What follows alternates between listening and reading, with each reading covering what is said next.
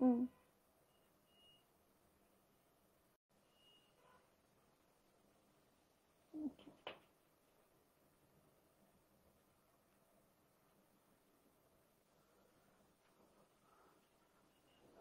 এই গ্রুপে লিংক দিয়ে আসি।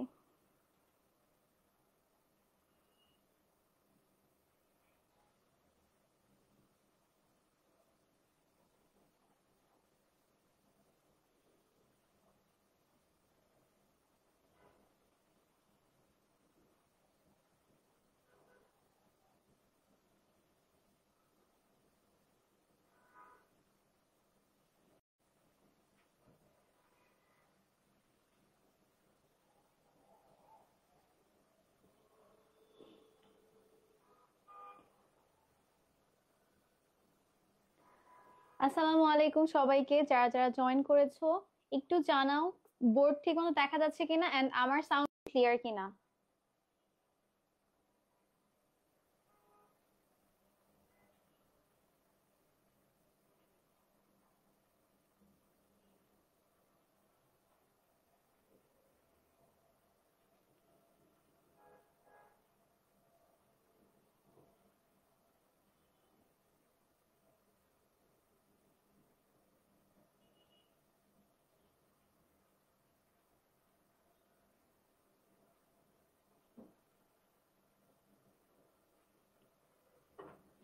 আমি আলহামদুলিল্লাহ ভালো আছি। আজকে একটু লেট হইলো, সরি, আমাদের একটু টেকনিক্যাল ইস্যু ছিল।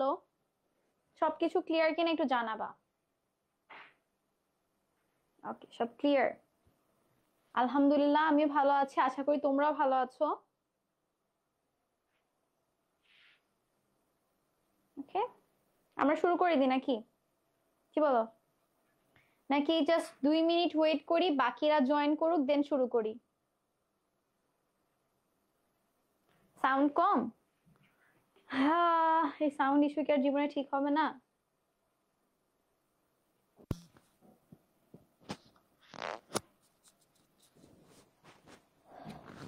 এক এক মিনিট।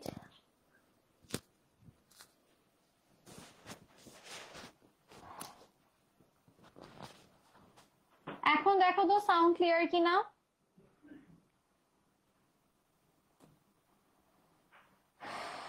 ওয়ালাইকুম আসসালাম যারা যারা আসতেছো।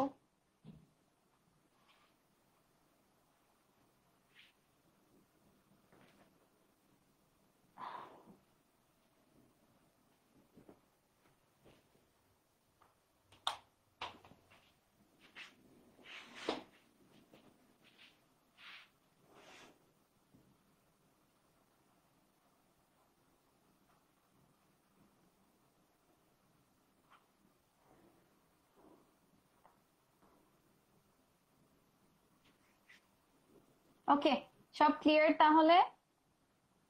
আচ্ছা, আজকে আমরা যেটা সলভ করব, এটা আমার কাছে মনে হয়েছে ডেন্টালের সবচেয়ে ইজি কোয়েশ্চেন। ঠিক আছে, 21-22-এর কোয়েশ্চেন, খুবই ইজি একটা প্রশ্ন, দেখবা আমরা খুব দ্রুত সলভ করে ফেলতে পারবো।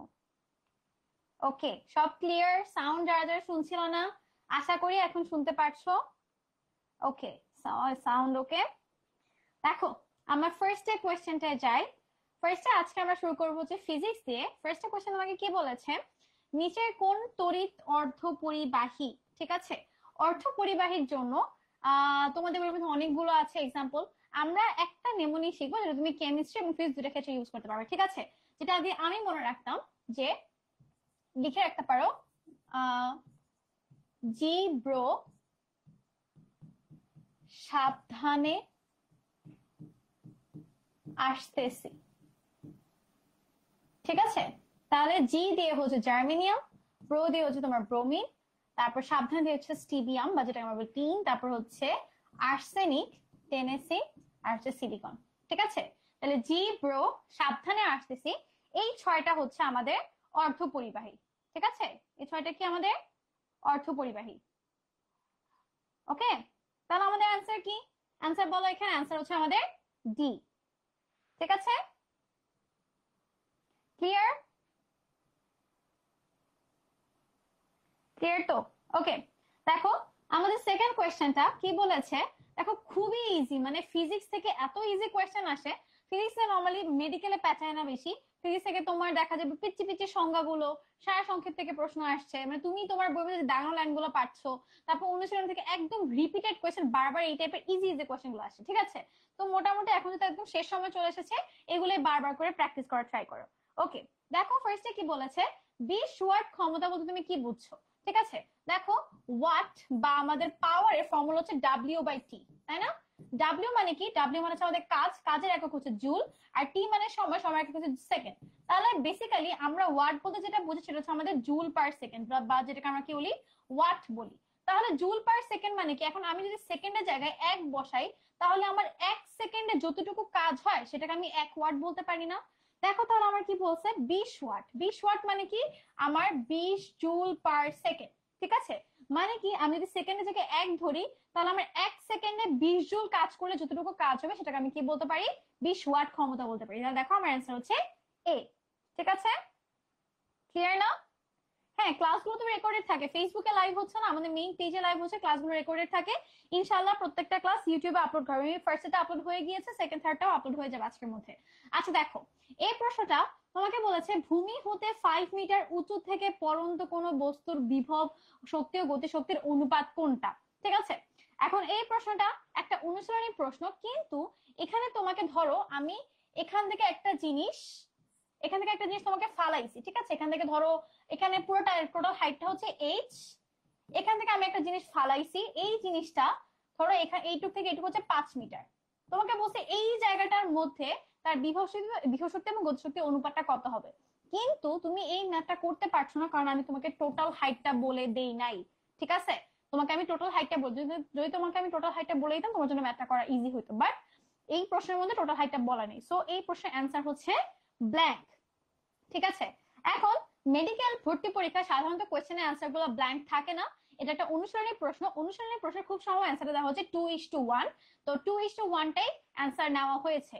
তাই এই জন্য আপনাদেরকে বলি ভালো করে বারবার করে অনুশীলনী সলভ করবেন, এবং অনুশীলনের মধ্যে যে ভুল উত্তরটা দেওয়া আছে, এখন যেহেতু এই প্রশ্নটা চলে এসেছে, এবার প্রসঙ্গে আমি একটা কথা বলতে চাই, সেটা হচ্ছে তোমরা দেখবে অনুশীলনের মধ্যে ম্যাক্সিমাম উত্তর, ম্যাক্সিমাম না আসলে বেশিরভাগই অনেকগুলোই ভুল থাকে এবং খুব কমন কমন ভুল থাকে। সেক্ষেত্রে কি করব, যদি প্রশ্ন বায়োলজি না হয়, কেমিস্ট্রি এবং ফিজিক্সের হয়, আমি করতাম হচ্ছে, ধরো সাপোজ এই কোশ্চেনের অ্যান্সার, রাইট অ্যান্সার হচ্ছে বি, ঠিক আছে, কিন্তু আমার অনুশীলনের মধ্যে অ্যান্সার দেওয়া সি, সেই ক্ষেত্রে আমি করতাম কি, যে কালো কালি দিয়ে, ধরো এটা হচ্ছে আমার কালো কালি দিয়ে সিটাকে মার্ক করে রাখতাম, যে সিটা হচ্ছে আমার রাইট অ্যান্সার, কিন্তু এখানে রং অ্যান্সারে কি দেওয়া আছে, রং অ্যান্সারে দেওয়া আছে বি।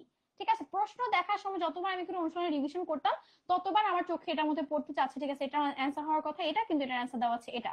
তো যখন তোমার অনুশীলন থেকে প্রশ্ন করা হয়, টিচার অবশ্যই ম্যাথ করে করে দেখে না যে আসলে কি করা আছে না করা আছে, সেই অনুশীলনে যে উত্তরটা আছে সেই উত্তরটাই নিয়ে নেয়। ঠিক আছে, এই জন্য আপনাদেরকে বলি বারবার করে অনুশীলনী সলভ করবেন, অনুশীলনের উত্তরগুলো হুবহু চলে আসে। ঠিক আছে, ওকে, তাহলে দেখো আমার 3 এর অ্যান্সার তো বলেই ফেললাম। এখন 4 নম্বরে যাই, এটা একদম ইজি প্রশ্ন, তড়িৎ বিভবের একক কি? বিভবের একক কি? ভোল্ট। শেষ, তাহলে আমাদের অ্যান্সার হচ্ছে 4 অ্যান্সার হচ্ছে ডি। ইজি না? এটা হচ্ছে 21-22 সালের প্রশ্ন, ডেন্টাল ভর্তি পরীক্ষা 21-22 এর কোয়েশ্চেন।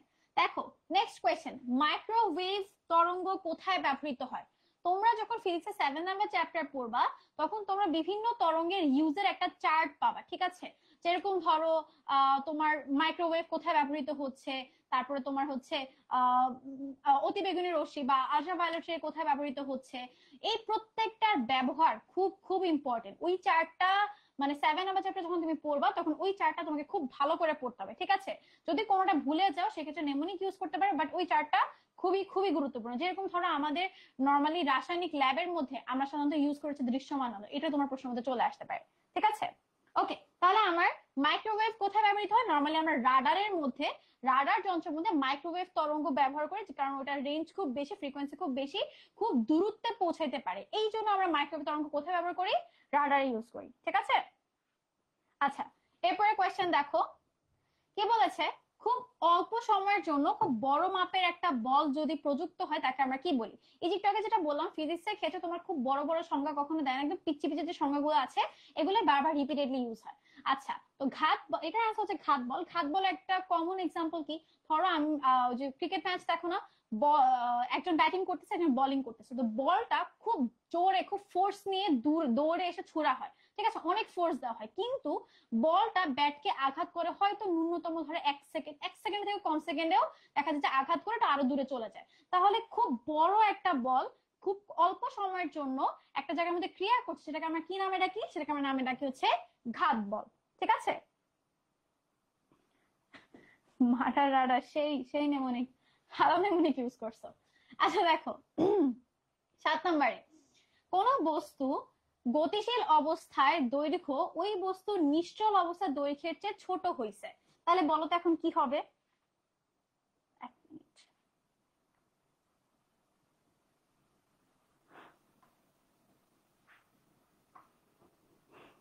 মিনিট। দাঁড়াও, কমেন্ট আসতেছে না।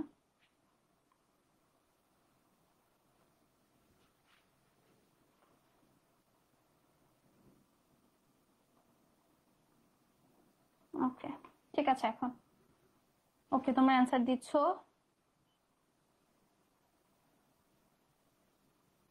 আচ্ছা ঠিক আছে, কি পিচ্ছি পিচ্ছি। আচ্ছা দেখো, তাহলে একটা বস্তু, তার ধর এটা তার নিশ্চল অবস্থা, এটা হচ্ছে তার গতিশীল অবস্থা। তো তার যখন সে একদম থেমে ছিল, থেমে থাকা অবস্থায় তার দৈর্ঘ্য যতটুকু না ছিল, ধরো তার দৈর্ঘ্য ছিল 5 মিটার, যখন সে চলা শুরু করছে তখন তো তার দৈর্ঘ্যটা কমে গেছে, তাহলে কি হয়েছে? দৈর্ঘ্য সংকোচন হয়েছে, একদম সংজ্ঞার মধ্যে অ্যান্সার বলে দেওয়া আছে। দেখছো কত ইজি কোয়েশ্চেন আসছে। ওকে, তাহলে আমার সাথে অ্যান্সার কি? বি। এরপরটা দেখো, নিচের কোনটা চার্জ প্রবাহের হার পরিমাপের একক? ঠিক আছে, আপনারা চার্জ প্রবাহের আর হার দেখেন না, ঠিক আছে, আপনারা একদম ডাইরেক্ট নাচতে নাচতে চার্জ আছে তাহলে অ্যান্সার মানে কুলম হবে, কিন্তু তোমাকে এখানে বলছে প্রবাহের হার, মানে কি 1 সেকেন্ডে কতটুকু চার্জ প্রবাহিত হচ্ছে। তাহলে আমি যদি আই এর ফর্মুলা দেখি, মানে আমাদের তড়িৎ প্রবাহের ফর্মুলা দেখি, I is equal to Q by T, তাহলে টি মানে কি সময়, তাহলে 1 সেকেন্ডে বা একক সময়ের মধ্যে যতটুকু তোমার চার্জ প্রবাহিত হয় তাকে আমরা কি বলতেছি? তড়িৎ প্রবাহ বলছি। তাহলে আমার অ্যান্সার কি? এটা তড়িৎ প্রবাহ, চার্জ প্রবাহের হার পরিমাপের একক কোনটা? অ্যান্সার হচ্ছে আমার অ্যাম্পিয়ার, ঠিক আছে, কারণ এটা কারেন্ট। ওকে, কে রে 8-এর ডি বলছে? মারবো ধরে, বুঝছো? 8-এর বি, হ্যাঁ, আবার ডিলেট করে দিচ্ছে। আচ্ছা দেখো, এরপর আমাদের 9 নাম্বার কোয়েশ্চেন, কোন বস্তুর গতিশক্তি 300% বৃদ্ধি করা হলে উক্ত বস্তুর ভরবেগ বাড়বে কতটুকু? ঠিক আছে, দেখো এটার জন্য একটা ছোট্ট একটা শর্টকাট ফর্মুলা আছে, হয়তো অনেকে জানো, বাট আমি জাস্ট তোমার কনসেপশন ক্লিয়ার করার জন্য আমরা একটু বড় করে ম্যাথটা করি, কি বলো? দেখো, ফার্স্ট তোমাকে বলেছি আগে আমরা গতিশক্তি আর ভরবেগের সম্পর্কটা জানবো, যেটা থেকেও প্রশ্ন আসে, ঠিক আছে। গতিশক্তি আর ভরবেগের সম্পর্ক কি? E is equal to P square by 2m, ঠিক আছে, ই হচ্ছে আমার গতিশক্তি, পি হচ্ছে আমার ভরবেগ। তাহলে দেখো তোমার গতিশক্তি কত পার্সেন্ট বাড়াইছো? 300% বাড়াইছো, কিন্তু গতিশক্তি কিন্তু 300% না। তাহলে ধরো গতিশক্তি আগে ছিল হচ্ছে ই, এখন হচ্ছে আমার ই প্রাইম, ঠিক আছে, E prime is equal to E plus E এর 300%, কারণ তুমি 300% বাড়াইছো। কার 300%? আগে যতটুকু গতিশক্তি ছিল তার থেকে 300% বৃদ্ধি করেছো, ঠিক আছে। তাহলে ই প্লাস, দাঁড়া বি হয়ে গেছে, ই প্লাস ই ইন্টু 300% মানে কি 300/100 না? ঠিক আছে, তাহলে দেখো এখান থেকে আমার 3, তাহলে 3 ই যোগ একটা ই, তাহলে কয়টা ই হয়? 4 ই, তাই না? আচ্ছা, তাহলে দেখো আমার কি হবে এখন? E prime is equal to P prime square divided by 2m, ঠিক আছে। আচ্ছা, তাহলে এটা আমার 1 নাম্বার দেই, এটাতে আমি 2 নাম্বার দেই। এখন আমি দেখো 2 ভাগ 1 করি, এটা কিন্তু ছোটভাবে করা যায়, আমি জাস্ট তোমাকে কনসেপ্টটা বোঝানোর জন্য বড় করে করে দেখাচ্ছি, ওকে। আচ্ছা, আমরা সব ক্লাসেরই পিডিএফ দিয়ে দিব কালকে, জাস্ট নিশাত আপুর ক্লাস হচ্ছে, আপু মেবি পিডিএফটা শেয়ার করতে ভুলে গেছে, আমি আপুকে বলে দিব, সমস্যা নেই। আচ্ছা দেখো, ই প্রাইম ডিভাইডেড বাই ই, তাহলে উপরে কি থাকে আমার? পি স্কয়ার বাই 2m, আর ওখানে উল্টাই দিলে এটাও হয়ে যায়, ঠিক আছে। ওকে, দেখো আমার 2m কাটা যায়, ই প্রাইম মানে কি 4e, তাই না, ডিভাইডেড বাই ই, আর এখানে আমার ধর আমি স্কয়ারটাকে কমন নিয়ে নিলাম, ওকে। দেখো ই ই কাটা যায়, আমি লিখতে পারি P prime by P is equal to 2, ঠিক আছে। আচ্ছা, আমি উপরটা মুছে দিই, উপরে আমি লিখি, দেখো উপরটা একটু মুছে দিই, উপরে লিখতেছি, তাহলে আমার P prime is equal to 2p, তাই না? একটু কি বুঝছি? আচ্ছা, এরপরে দেখো তোমাকে বলছে বস্তুর ভরবেগ কতটুকু বাড়বে, তাহলে বাড়বে কতটুকু, বাড়বে হচ্ছে আমার এখন যেটা আছে মাইনাস আগেরটা, ঠিক আছে। আর যেহেতু দেখো তোমাকে সব পার্সেন্টেজে দিয়ে দিছে না, আমরা পার্সেন্টেজে কিভাবে লিখি যে আগে তো এইটুকু আমাদের বাড়লো ডিভাইডেড বাই আগে যতটুকু ছিল ইনটু 100, তাই না, 100%। তাহলে P price equal to 2p minus P divided by P into 100%। তাহলে এখানে থাকে পি বাই পি ইনটু 100%। দেখো পি পি কাটা যায়, অ্যান্সার হচ্ছে আমার 100%। ইজি না, একদম ইজি। ওকে, আই হোপ সবার ক্লিয়ার। তাহলে অ্যান্সার হচ্ছে আমার এ। তোমরা মুখস্থই পারো, কেন, কারণ এটা যেটা অনুশীলনী প্রশ্ন, ঠিক আছে। আচ্ছা, এরপর দেখো একটা কণার স্বাধীনতার মাত্রা সংখ্যা হচ্ছে 5। তোমরা কি বলতে পারবা যে ও কয় অণু বিশিষ্ট কণা, বলতে পারবা কেউ? আচ্ছা দেখো, আমরা ফর্মুলায় যাই ডিরেক্ট। একটা কণার স্বাধীনতার মাত্রা হচ্ছে 5, তার শক্তি সমবিভাজন অনুযায়ী কণাটির মোট শক্তি কত হবে। মনে রাখবা ফর্মুলা হচ্ছে তোমার সবসময় হাফ কেটি, ফর্মুলা কি সবসময় হাফ কেটি, কিন্তু তার স্বাধীনতার মাত্রা যত হবে, তার সাথে যদি 3 হয় হাফ কেটি ইন্টু 3, যদি তার স্বাধীনতার মাত্রা হয় 5 তাহলে হাফ কেটি ইন্টু 5, যদি তার স্বাধীনতার মাত্রা হয় 7 তাহলে হাফ কেটি ইন্টু 7, ঠিক আছে। তাহলে এখানে বলতে আছে 5, তাহলে আমার অ্যান্সার হচ্ছে হাফ কেটি ইন্টু 5। তাহলে আমার অ্যান্সার কি দেখো, এই যে 5 কেটি বাই 2। ওকে, এই তো গুড, কোনটা এখন সব পারে। ওকে দেখো, অন্ধকারে ছবি তোলার জন্য, ধরো তুমি অন্ধকারে গেছো, দেখবা না কিছু মানুষ আছে, আমি জানি ঈদের সময় মানে বেশি করে এরা, কিছু ছেলে পেলে আছে দেখবা রাতের অন্ধকারের মধ্যে লেজার লাইট মারতেছে, তাই না, লেজার লেজার লাইট মারে চোখের মধ্যে মারে। যখন তুমি অন্ধকারের মধ্যে ছবি তুলো তখন কি হয়, ওই তোমার ক্যামেরার মধ্যে একটা রে নিঃসৃত হয় যেটা তোমার অন্ধকার ছবি তুলতে হেল্প করে, ঠিক আছে। সেটা কোন রে, সেটা হচ্ছে আমার ইনফ্রারেড রশ্মি। দেখো ওই একটা ছক থেকে 2টা প্রশ্ন আসছে, তাহলে মেডিকেলে যখনই তুমি দেখবে এই দেখো একটা ছক, খুবই ইম্পর্টেন্ট একটা ছক, এই একটা ছক থেকে 2টা প্রশ্ন চলে আসে, তাহলে দেখো নেক্সট ইয়ারও এরকম চলে আসতে পারে, ঠিক আছে। টিচার একটা ছক একটা পেজ খুলছে, ওনার কাছে খুব ভালো লাগছে, উনি এক জায়গাতে 2টা প্রশ্ন করে ফেলছে, ঠিক আছে। ওকে দেখো, এখন আমরা সামনে একটু আগাই। তোমাদের যদি ক্লাস নিয়ে কোনো কোয়েরি থাকে, আমি নেক্সট দিন হচ্ছে টেলিগ্রামের মেসেজ 2-3টা দেওয়ার পর আমি ঘুমিয়ে গিয়েছিলাম, আমার এক রিলেটিভ হচ্ছে হসপিটালে ভর্তি, তো আমার সারাদিন উঠে দৌড়াদৌড়ি করা লাগছে। আমি ইভেন এখনো হসপিটাল থেকে ডিরেক্ট বাসায় এসে জাস্ট 5টা বাজে লাঞ্চ করে তোমাদের ক্লাস নিতে আসি, এই জন্য একটু লেট হয়েছে বেসিক্যালি। তো আর আজকে অবশ্যই সবগুলো টেক্সটে রিপ্লাই দেবো ইনশাআল্লাহ, কারণ কালকে আমার মানে সকালবেলা একটু কাজ আছে, মাঝখানে রাতে ফ্রি। আজকে রাত জেগেও তোমাদের সব টেক্সটে রিপ্লাই দেবো। তো ক্লাস নিয়ে কোনো সমস্যা থাকে আমি গ্রুপে বলে দেবো, ঠিক আছে।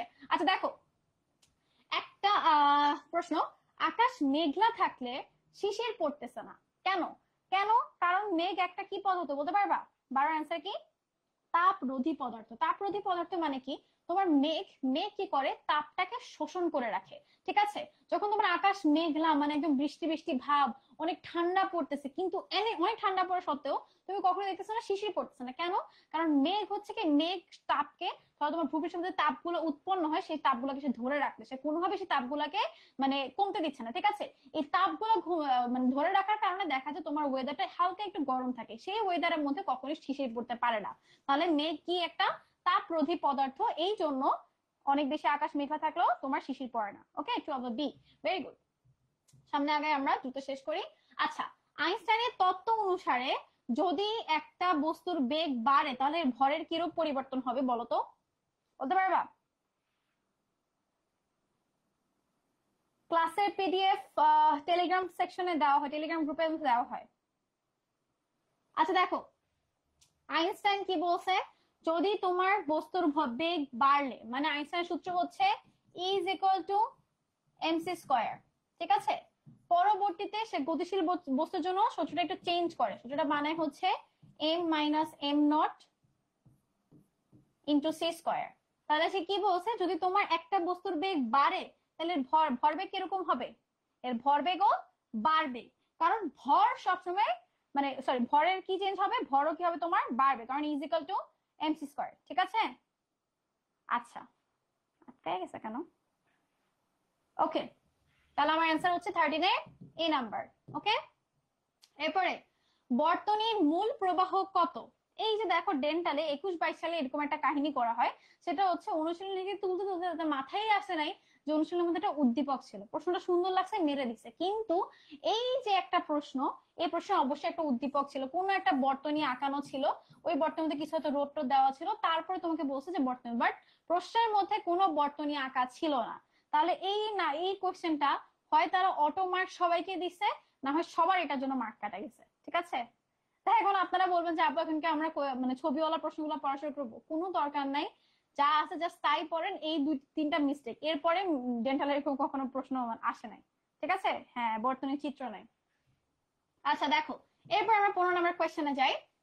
স্কেলার ফাংশনকে ভেক্টর রাশিতে রূপান্তরিত করতে তুমি কি ব্যবহার করবা? ঠিক আছে, একটা স্কেলার ফাংশন আছে, তাকে তুমি কিসে কনভার্ট করবা? ভেক্টরে। তাহলে স্কেলার থেকে ভেক্টর বানাবা। ঠিক আছে, স্কেলার থেকে ভেক্টর বানাই হচ্ছে আমরা কি দিয়ে? গ্রেডিয়েন্ট দিয়ে। ঠিক আছে, বানাও যদি ভুল হয় বললো আমাকে। স্কেলার থেকে ভেক্টর কই বানাই, কি দিয়ে বানাই?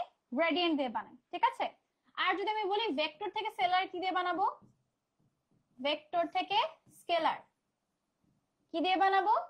ডাইভারজেন্স।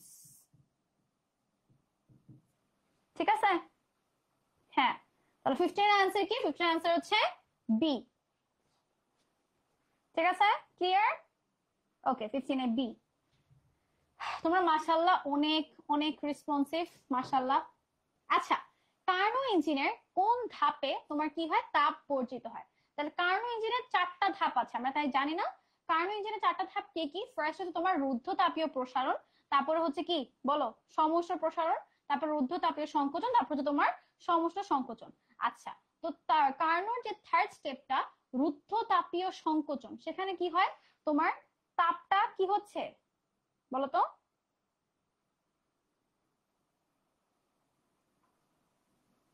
তোমরা যে কোনটার অ্যান্সার আমি মাঝে মাঝে বুঝি না।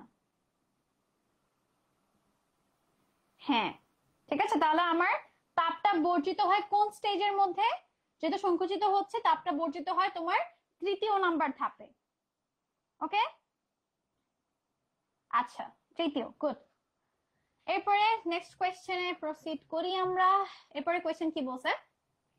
একটা সেকেন্ড দোলকের দৈর্ঘ্য 3 গুণ বৃদ্ধি করা হলো। ঠিক আছে, 3 গুণ বৃদ্ধি করলে তার দোলন কাল কত হবে? আমরা সাইডে গিয়ে ম্যাথটা করি। আমরা জানি ফর্মুলা কি? ফর্মুলা খুবই ইজি একটা formula, t is equal to, বলো তোমরা বলো ফর্মুলা কি? 2 পাই root over L by G, তাই না? আচ্ছা, তোমাকে কি বলছে? সেকেন্ড দোলকের দৈর্ঘ্যটা 3 গুণ বৃদ্ধি করেছে। অনেকে করে কি পাকনামি করে এখানে দৈর্ঘ্যটা 3l লিখে ফেলে। তোমরা প্রশ্নটাই খেয়াল করো, তোমাকে বলছে দৈর্ঘ্যটা বৃদ্ধি করেছে, মানে আগে যেটা ছিল তার সাথে আরো 3 গুণ অ্যাড করছে, তাই না? তাহলে আমার নতুন দৈর্ঘ্য কত হবে? ধরো আমি নতুন দৈর্ঘ্য যদি এল প্রাইম দিই, L prime is equal to L plus 3l, তাহলে নতুন দৈর্ঘ্য হচ্ছে আমার 4l, তাই না? তাহলে দেখো আমার টি প্রাইম হচ্ছে 2 pi by L prime by G, তাই না? 2, এটা হচ্ছে আমার 1 নাম্বার ইকুয়েশন। এখন আমি 2 কে 1 দিয়ে ভাগ দিব, দেখো কি আসে আমার? T prime by T is equal to 2 pi, তো 2 পাই কাটাই যায়, থাকে হচ্ছে আমার এল প্রাইম বাই এল, তাই না? আচ্ছা, তাহলে দেখো সেকেন্ড দোলক যেহেতু, তাহলে দোলনকাল কত? 2 সেকেন্ড। তাহলে T prime by 2 into L prime, মানে আমরা এখানে কি পাইছি? 4l। তাহলে 4l ডিভাইডেড বাই এল, এল কাটা যায়, রুট 4 মানে কত? 2, তাহলে রুট 4 মানে 2, তাহলে T prime is equal to 2 into 2, 4। ঠিক আছে, তাহলে অ্যান্সার কত আমার? বি। গুড, 17 এর বি গেল। এখন দেখো, একটা 20 মিটার উঁচু থেকে একটা বল বালির মধ্যে পতিত হলে বালির মধ্যে 1 মিটার ঢুকে থেমে গিয়েছে। ঠিক আছে, তাহলে ফার্স্টে সেটা 20 মিটার থেকে বালির মধ্যে পড়ছে, বালির মধ্যে পড়ে সেটা আরো 1 মিটার নিচে গিয়েছে। তাহলে যদি 20 মিটার পর্যন্ত থাকে, তখন তুমি বলতে পারতা সেখানে ভরবেগের সংরক্ষিত থাকতেছে, সেখানে তোমার গতিশক্তি সংরক্ষিত থাকছে, মানে তোমার হচ্ছে একটা স্থিতিস্থাপক সংঘর্ষ হয়েছে। বাট যেহেতু সে পরবর্তী আরো 1 মিটার ভিতরে ঢুকে গিয়েছে, তাই তোমার এই জায়গাটার মধ্যে কোনো স্থিতিস্থাপক সংঘর্ষ হচ্ছে না, শুধুমাত্র মানে অস্থিতিস্থাপক সংঘর্ষ, এবং এখানে শুধুমাত্র ভরবেগ সংরক্ষিত থাকে। আচ্ছা, তাহলে এখানে কি সংরক্ষিত থাকবে? শুধুমাত্র ভরবেগ। ঠিক আছে, ওকে ওকে। দেখো এরপর কোয়েশ্চেন, তাহলে আমাদের ফিজিক্সে আর 2টা কোয়েশ্চেন বাকি। ওকে, নিচের কোনটা মহাবিশ্বের মৌলিক বলের অন্তর্ভুক্ত নয়? এর থেকে ইজি কোয়েশ্চেন মনে হয় আর পসিবল না। দেখো, মহাবিশ্বের মৌলিক বল কয়টা? 4টা। কি কি আছে আমাদের? মহাকর্ষ বল, তড়িৎ চৌম্বক বল, সবল নিউক্লিয় বল আর হচ্ছে দুর্বল নিউক্লিয় বল। এখানে জাস্ট একটাই আলাদা, সেটা কোনটা? ঘাত বল। তাহলে দেখো, ঘাত বল থেকে মোটামুটি 2টা কোয়েশ্চেন আসে। আচ্ছা, ঠিক আছে, ওকে। এরপর দেখো 20 নম্বর কোয়েশ্চেন, নিচের কোনটা চৌম্বক পদার্থ নয়? আমরা জানি যে আমাদের ফেরো চৌম্বক পদার্থগুলো নর্মালি চৌম্বক পদার্থের মতো আচরণ করে। এই ফেরো চৌম্বক পদার্থ কোনটা কোনটা আছে? আমরা একটা মেমোরি দিয়ে মনে রাখি, ফেনিকো, তাই না? ফেনিকো মানে হচ্ছে তোমার ফেরাস, আয়রন, তারপর হচ্ছে নিকেল আর হচ্ছে কোবাল্ট। তাহলে দেখো, আয়রন মানে লোহা, নিকেল, কোবাল্ট, এই 3টা বাদে একটাই বাকি, সেটা হচ্ছে বিসমাথ। তাহলে আমার অ্যান্সার হচ্ছে বিসমাথ। ঠিক আছে, তো বলতে পারবা বিসমাথ প্যারাচৌম্বকীয় পদার্থ নাকি হচ্ছে ডায়াচৌম্বকীয় পদার্থ? ওকে, দেখো, তাহলে আমাদের ফিজিক্স এই পর্যন্তই ছিল। আমরা সামনে আগাই, কেমিস্ট্রিতে যাই। একটা বাস্তব গ্যাস আদর্শ গ্যাসের ন্যায় আচরণ করে কোন সময়? দেখো, এটা অনেকে পেঁচায় ফেলে, টেম্পারেচার বেশি করব নাকি চাপ বেশি করব। মনে রাখবা, চাপ ওয়ার্ডটা ছোট, তাহলে তোমার চাপকে কমাইতে হবে, আর টেম্পারেচার মানে তাপমাত্রা ওয়ার্ডটা খুব বড়, তাহলে তাপমাত্রাকে বাড়াইতে হবে। তাহলে আমার অ্যান্সার কি হবে? অ্যান্সার হচ্ছে উচ্চ তাপমাত্রা এবং নিম্ন চাপ। চাপ ছোট, তার সাথে ওয়ার্ড নিম্ন, আর তাপমাত্রা ওয়ার্ডটা বড়, এই জন্য ওকে বাড়াইতে হবে উচ্চ। ঠিক আছে, হ্যাঁ, ওকে। দেখো, এরপরে কোয়েশ্চেন, নিচে কোন অ্যালকোহলটি নিরোধিত হয়ে অ্যালকেন গঠন করে না? এটা নিয়ে কেন জানি জৈব যৌগ সবার একটা আতঙ্কের জিনিস, আমি বুঝি না কেন। জৈব যৌগে খুব সুপারফিশিয়াল ইজি কোয়েশ্চেন আসে। দেখো, তোমাকে অ্যালকিন সবচেয়ে নিম্ন মানে সবচেয়ে লোয়েস্ট অ্যালকিন কোনটা? সবচেয়ে লোয়েস্ট কার্বন সংখ্যা বিশিষ্ট অ্যালকিন কোনটা? ইথিন না? ইথিনের মধ্যে কার্বন কয়টা আছে? 2টা কার্বন আছে, তাই না? CH2 double bond CH2। এখন তুমি যদি এই যে মিথানলকে কোনোভাবে নিরোধিত করে অ্যালকিন বানাইতে যাও, ওর মধ্যে কার্বন আছে একটা, তুমি কি কখনো আরেকটা কার্বন আনতে পারবা? নিরোধিত করা মানে কি? নিরোধিত করা মানে হচ্ছে তার থেকে সালফিউরিক অ্যাসিড বা কোনো ধরনের নিরোধক দিয়ে তুমি ওর থেকে সবগুলো ওয়াটার অ্যাবজর্ব করে নিবা। ধরো আমি ওর থেকে এই ওয়েস্টটাকে সরাই নিলাম, কোনোভাবে ওর থেকে ওয়াটারটা অ্যাবজর্ব করে নিলাম, বাট ওয়াটার অ্যাবজর্ব করার পর আমি ওকে আরেকটা কার্বন এনে দিব কোত্থেকে? আমার কাছে কার্বন নাই, কোনো কার্বন রিজার্ভে নাই, তাই না? তাহলে এই মিথানল থেকে তুমি কখনই একটা অ্যালকিন বানাতে পারবে না, অ্যালকিন অ্যালকেন কিছুই বানাতে পারবে না। ঠিক আছে, ওকে। এরপর দেখো নেক্সট কোয়েশ্চেন, 23 নম্বর কোয়েশ্চেন আমাদের। যেই সমীকরণটা, এটা খুব ইজি, যেই সমীকরণটা গ্যাসের চাপ, তাপমাত্রা এবং আয়তনের মধ্যে সম্পর্ক প্রদর্শন করে, আমাদের সমীকরণটা কি? PV is equal two nRT. এটা কোন সমীকরণ? একদম ইজি অ্যান্সার, আদর্শ গ্যাস সমীকরণ, তাই না? আমাদের আদর্শ গ্যাস সমীকরণ হচ্ছে PV is equal two nRT. তাহলে এই সমীকরণটা চাপ, তাপমাত্রা এবং আয়তনের মধ্যে একটা সম্পর্ক নির্দেশ করছে। ঠিক আছে, ওকে, হ্যাঁ। 23 নম্বর হচ্ছে এ। এরপর দেখো, নিচে কোন বিক্রিয়াটা তাপহারী? এখন আপনি জানেন, আপনারা বলা শুরু করবেন, আপু ডেলএইচ মুখস্থ করবো কয়টার? দেখো, মোটামুটি চেষ্টা করবা, তোমার maybe chemistry first paper 4th number চ্যাপ্টারের মধ্যে অনেকগুলো বিক্রিয়া দেওয়া আছে, তার মধ্যে ডেলএইচ গুলো দেওয়া আছে। ডেলএইচ থেকে খুব কম প্রশ্ন আসে, তো চেষ্টা করবা অ্যাটলিস্ট যখন পড়তেছো 2-3 বার করে রিডিং দাও। একদম ঠান্ডা মুখস্থ করার দরকার, 2-3 বার করে রিডিং দিয়ে রাখো। এখন এই প্রশ্নগুলা পারবো কিভাবে? দেখো, এটা একটা এক্সেপশন বিক্রিয়া। নর্মালি অক্সিজেন দিয়ে যে বিক্রিয়াগুলো, সেগুলোকে আমরা বলি দহন বিক্রিয়া। প্রত্যেকটা দহন, দহন মানে কি? তুমি জ্বালাচ্ছ। প্রত্যেকটা দহন বিক্রিয়ার মধ্যে অবশ্যই তাপ উৎপন্ন হবে, এটা খুবই নর্মাল জিনিস। কিন্তু একটা এক্সেপশন দহন বিক্রিয়া আছে, যেই দহন বিক্রিয়ার মধ্যে কোনো ধরনের তাপ উৎপন্ন হয় না, উল্টা তাপ আরো শোষণ হয়। সেই দহন বিক্রিয়াটা হচ্ছে আমার এই নাইট্রিক অক্সাইড তৈরি করার যে বিক্রিয়াটা, সেটা। ঠিক আছে, আচ্ছা, কেন? এখানে তোমার ডেলএইচ এর মান হচ্ছে, ডেলএইচ হচ্ছে তোমার +180 কিলোজুল। একমাত্র দহন বিক্রিয়া যেখানে তাপ তো উৎপন্ন হচ্ছে না, উল্টা তাপ শোষণ হচ্ছে। বাকি যতগুলো দহন বিক্রিয়া আছে প্রত্যেকটার মধ্যে কি হবে? তোমার তাপ উৎপন্ন হবে, এখানেও তাপ উৎপন্ন হবে, এখানেও তাপ উৎপন্ন হবে, এখানেও তাপ উৎপন্ন হবে। হ্যাঁ, এবার এটা আসছে, দেখছো? একদম প্রিভিয়াস ইয়ারের কোশ্চেনে রিপিট হয়, আর আপনারা প্যানিক করেন। এটা কিন্তু একটা অনুশীলনী প্রশ্ন। আচ্ছা, দেখো, এটা অনুশীলনী বা এটা হচ্ছে বইয়ের ভিতরে আছে। এরপরে দেখো, যৌগের কেন্দ্রীয় পরমাণুটি D3sp3 হলে এর আকৃতি কি রূপ হবে? যখনই তুমি কি করবা?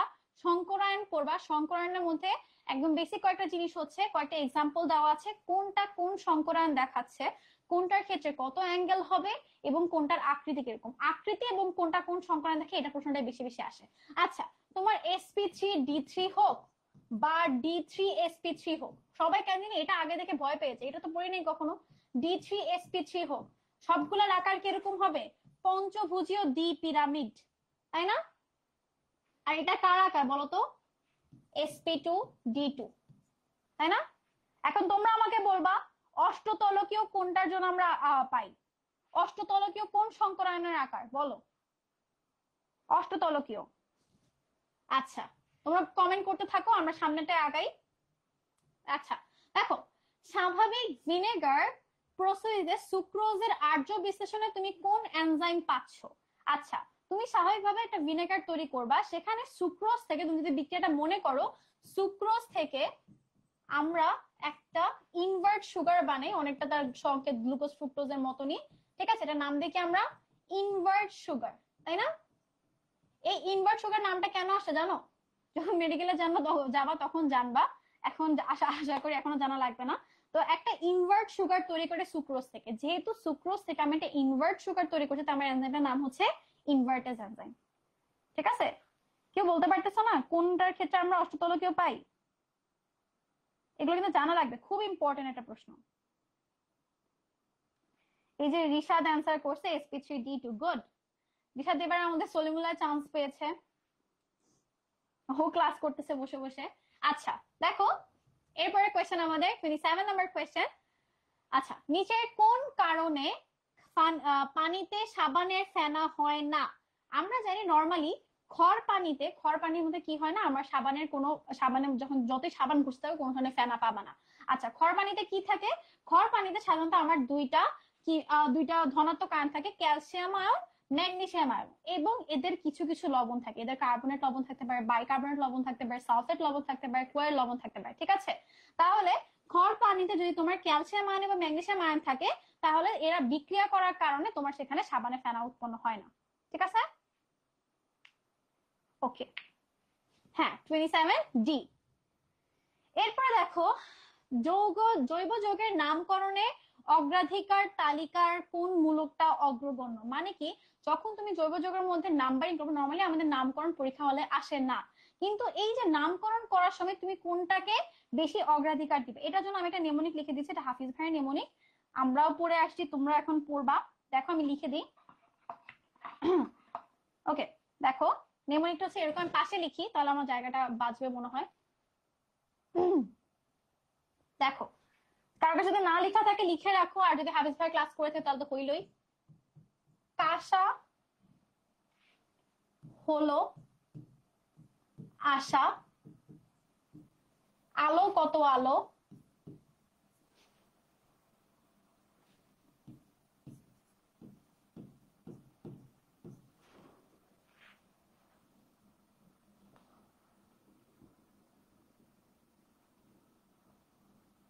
ওকে তাই আমার,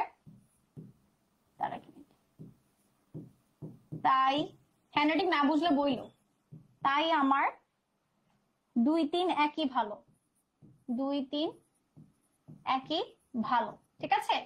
কাঁসা হলো আশা, আলো কত আলো, তাই আমার 2-3 একই ভালো। এখন দেখো, কাঁসা দিয়ে হচ্ছে আমার ফার্স্টে COOH, ঠিক আছে? হলো দিয়ে হচ্ছে আমার হ্যালাইড গুলা COX, আশা দিয়ে হচ্ছে আমার অ্যামাইড CONH2, ওকে? আলো দিয়ে ফার্স্টে, আলোটা দিয়ে হচ্ছে তোমার অ্যালডিহাইড, কত দিয়ে হচ্ছে আমার কিটোন, এরপর আলো দিয়ে হচ্ছে তোমার অ্যালকোহল, ওকে? তাই দিয়ে হচ্ছে থায়োনল বা SH মূলক না, আমার দিয়ে হচ্ছে অ্যামাইড NH2, এরপর 2 দিয়ে হচ্ছে ডাবল বন্ড, 3 দিয়ে হচ্ছে ট্রিপল বন্ড, এরপর 1 দিয়ে হচ্ছে আমার সিঙ্গেল বন্ড, ঠিক আছে? তাহলে এটা হচ্ছে তোমার নেমোনিক। এই সিরিয়ালে আমরা যে অগ্রাধিকার দিই, ফার্স্টে কোনটাকে হিসাব করবো, কোন মূলকটা থেকে আমরা নাম্বারিং করা শুরু করব, ঠিক আছে?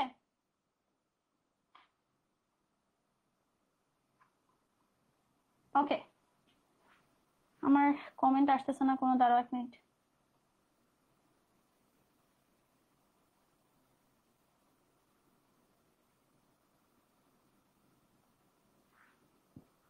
হ্যাঁ, এটা হাফিজ ভাই নেমোনিক, হ্যাঁ। ওকে দেখো, তাহলে আমার অ্যান্সার কোনটা হবে বলো? জৈব যৌগের নামের অগ্রাধিকার দিয়ে আমরা ফার্স্টে COH কে, হ্যাঁ দেখো ওকে, আশা করি আপনারা লিখে ফেলছেন বা একটা স্ক্রিনশট নিয়ে রাখেন, আমি এখনই বোর্ডটা সরাই দিই, আমাদের টাইমে শেষ হবে না। ওকে দেখো, এরপর আমরা যে 29 নম্বর কোয়েশ্চেনের মধ্যে নিচের কোনটা ইলেকট্রোফাইল? ইলেকট্রোফাইল মানে কি? যে ইলেকট্রনকে ফিল করে, বা আমি মনে করি ইলেকট্রনকে ফিল করে, ইলেকট্রনকে আকর্ষণ করে, যার ইলেকট্রনের দরকার। ঠিক আছে, আমাদের ইলেকট্রন দরকার নেই। আমার নেট খুব ইস্যু করতেছে, এই জন্য মনে হয় আমি পাচ্ছি না কিছু, 1 মিনিট ধরো।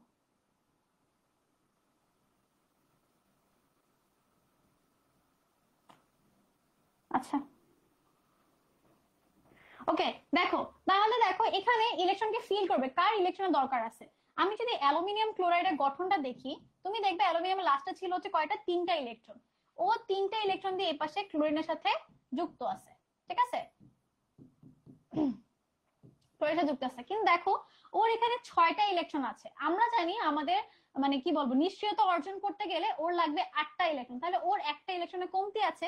তাই ইলেকট্রনের প্রতি টান ভালোবাসা ওর বেশি থাকবে, এই জন্য ও ইলেকট্রনকে ফিল করবে বেশি, ওর ইলেকট্রনের দরকার বেশি। এই জন্য আমার অ্যান্সার হচ্ছে কি অ্যালুমিনিয়াম ক্লোরাইড। সেরকম কে হতে পারে, আমাদের BF3ও হতে পারে, তাই না?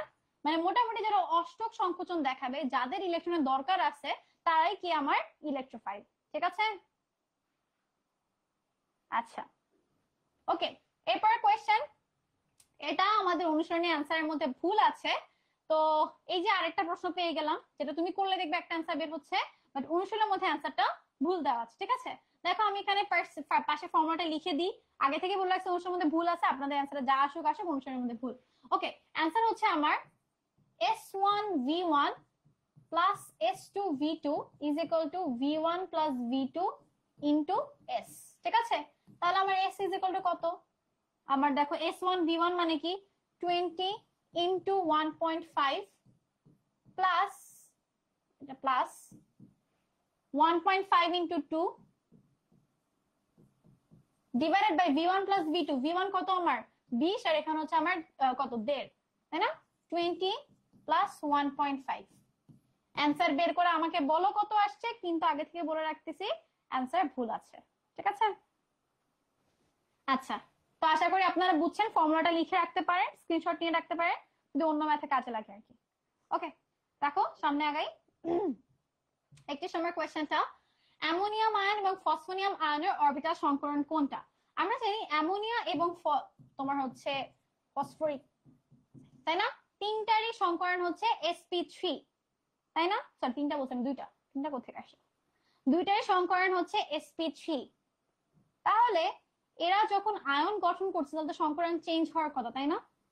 কিন্তু এরা যখন আয়ন গঠন করে এদের সংকরণ চেঞ্জ হয় না, জাস্ট অ্যাঙ্গেলটা চেঞ্জ হয়। নর্মালি আমার অ্যামোনিয়ার অ্যাঙ্গেল কত, ওর অ্যাঙ্গেল হচ্ছে 107, আর ওর অ্যাঙ্গেল মেবি তোমাদের বইয়ের মধ্যে কোনো জায়গায় 94, কোনো জায়গায় 92, 94 ডিগ্রি। ঠিক আছে, তখন কি হয়, যখন ওরা আয়নটা গঠন করে ওর অ্যাঙ্গেল, অ্যামোনিয়াম আয়নের ক্ষেত্রে অ্যাঙ্গেল হয়ে যায় হচ্ছে 109 ডিগ্রি, আর ওরটার ক্ষেত্রে খুব সম্ভব 107-এর কাছাকাছি চলে যায় যখন ফসফোনিয়াম আয়ন গঠন করে আর কি। কিন্তু ওদের অরবিটাল সংকরণের কোনো চেঞ্জ হয় না, জাস্ট অ্যাঙ্গেলের চেঞ্জ হয়। ঠিক আছে, তাহলে আমার অ্যান্সার কি sp3। ঠিক আছে, ওকে। এরপরে কোয়েশ্চেন দেখো, নিচের কোন যৌগটি অ্যামোনিয়া যুক্ত সিলভার নাইট্রেট যৌবনের সঙ্গে সাদা অদক্ষেপ দেয়? কে দেয়? অ্যালকাইন দেয় না? অ্যালকাইন দেয়। এখানে কোনো অ্যালকাইন আছে? দেখো তো, এখানে কোনো অ্যালকাইন আছে? এটাও ডাবল বন্ড, এটাও ডাবল বন্ড, এখানে কোনো ডাবল বন্ড নাই। তাহলে অ্যান্সার কি আমার ব্ল্যাঙ্ক। তাহলে দেখো 21-22 প্রশ্নের মধ্যে তুমি তিনটা ব্ল্যাঙ্ক অ্যান্সার পাচ্ছ। একটা তো যে বর্তনীর গেল, একটা ওই যে হাইটেরটা গেল, মানে উচ্চতা থেকে গেল, আর হচ্ছে এটা। দেখো একটা প্রশ্নের প্রায় 3-4টার মতো ব্ল্যাঙ্ক অ্যান্সার। কি যে একটা প্রশ্ন বানাইছিল। আচ্ছা দেখো, তাহলে 32 এর অ্যান্সার আমরা পাইলাম ই বা ব্ল্যাঙ্ক। এরপর 33 নাম্বার কোয়েশ্চেনে যাই। ডেসিমল ইথানোইক অ্যাসিডের কে এ দেওয়া আছে, বলেছে পিএইচ কত, তাই না? তাহলে পিএইচ এর জন্য আগে আমার কি লাগবে, আমার হাইড্রোজেন আয়নের ঘনমাত্রা লাগবে, তাই না? এখন যখনই তুমি দেখবে একটা দুর্বল অ্যাসিড, তখনই মনে রাখবা দুর্বল অ্যাসিড কি হয়, পানির মধ্যে খুব কম ডিজলভ হয়। তাহলে ওর একটা কি থাকবে বলো, একটা আলফা থাকবে, মানে একটা দ্রবণীয়তার একটা গুণাঙ্ক থাকবে, তাই না? ওকে দেখো, তাহলে ওর জন্য ওর হাইড্রোজেন আয়ন হচ্ছে আমার, হাইড্রোজেনের ঘনমাত্রা শুধুমাত্র সি হবে না, আলফা সি হবে। এখন আলফা সি আলফা আমরা কোত্থেকে পাবো বলো তো? একটা ফর্মুলা আছে জানি আমরা, K A is equal to alpha square C. তাহলে আলফার মানটা আমরা এখান থেকে পাবো root over K A by C. Root over K মানে কি আমার 1.8 ইন্টু 10⁵, এটা ইনভার্স 5 হবে আসলে, এটা 10 ইনভার্স 5 ডিভাইডেড বাই তোমার কত, ডেসিমল মানে কত 0.1, তাই না? 0.1। তাহলে এভাবে করে তুমি আলফা পাবা এবং আলফার থেকে তুমি আলফা সি পাবা। হ্যাঁ, মজার ব্যাপার হচ্ছে তোমার হলে, তোমার কাছে পরীক্ষার হলে ক্যালকুলেটর নেই, তুমি এই এই যে এই অ্যান্সারটা ক্যালকুলেটর ছাড়া বের করতে পারছো না, ঠিক আছে? তখনই তুমি পরীক্ষা হলে করবা প্যানিক। কিন্তু এটা একটা অনুশীলনী প্রশ্ন এবং এটা খুব সুন্দরভাবে মাথা খাটায় বের করা যায়। কিভাবে দেখো, তোমাকে বলছে অ্যাসিড, অ্যাসিডের পিএইচ কখনো 11 হইতে পারে বলো তো? বলবেন এখানে আরে 11.281, 11.821, 11.128, মানে ইয়ার মধ্যে প্যাসেজ হলে নিশ্চয়ই এটার মধ্যে একটা অ্যান্সার হবে। তো বাপ, পিএইচ 7 এর পর থেকে তো সব ক্ষার, তোমাকে বলেছে এখানে অ্যাসিড, তাহলে ওর পিএইচ কিভাবে ক্ষারীয় লেভেলে যেতে পারে, তাই না? অসম্ভব না। তাহলে একটাই অ্যান্সার বাদ বাকি থাকে 2.872। যদি ধরো অপশন গুলো চেঞ্জও করে দেয়, স্টিল এই ম্যাথটা খুবই ইম্পর্টেন্ট একটা ম্যাথ, এটার মান একদম মুখস্থ রাখবা, ঠিক আছে? 0.1 মোল ইথানোয়িক অ্যাসিডের, মানে নরমালি ওর কে এটা কনস্ট্যান্ট থাকে, ওর পিএইচ কত 2.872। এটা কিন্তু মেডিকেল ভর্তি পরীক্ষায় এসেছে। ওকে, দেখো এরপরে কোয়েশ্চেন, নিচে কোন জোড়া দিয়ে ক্ষারীয় বাফার তৈরি করতে পারবা? ক্ষারীয় বাফার বা অ্যাসিডীয় বাফার তৈরির রুলস কি? যেটা তুমি তৈরি করবে, ধরো ক্ষারীয়, ফার্স্ট আমি অ্যাসিডীয় বাফার যদি হয় তাহলে আমি একটা দুর্বল অ্যাসিড দিব এবং ওই দুর্বল অ্যাসিড যদি একটা সবল ক্ষারের সাথে বিক্রিয়া করে যেই লবণটা উৎপন্ন করবে তাকে নিব। তাহলে ক্ষারীয় বাফারের ক্ষেত্রে কি করব, একটা দুর্বল ক্ষার নিব এবং ওই দুর্বল ক্ষার যদি কোনো একটা সবল অ্যাসিডের সাথে বিক্রিয়া করে যেই লবণটা উৎপন্ন করবে আমরা তাকে নিব, তাই না? তো দেখো আমার দুর্বল ক্ষারকে, দুর্বল ক্ষার হচ্ছে এখানে আমরা পাইছি এই যে একটা পাইলাম, তাই না?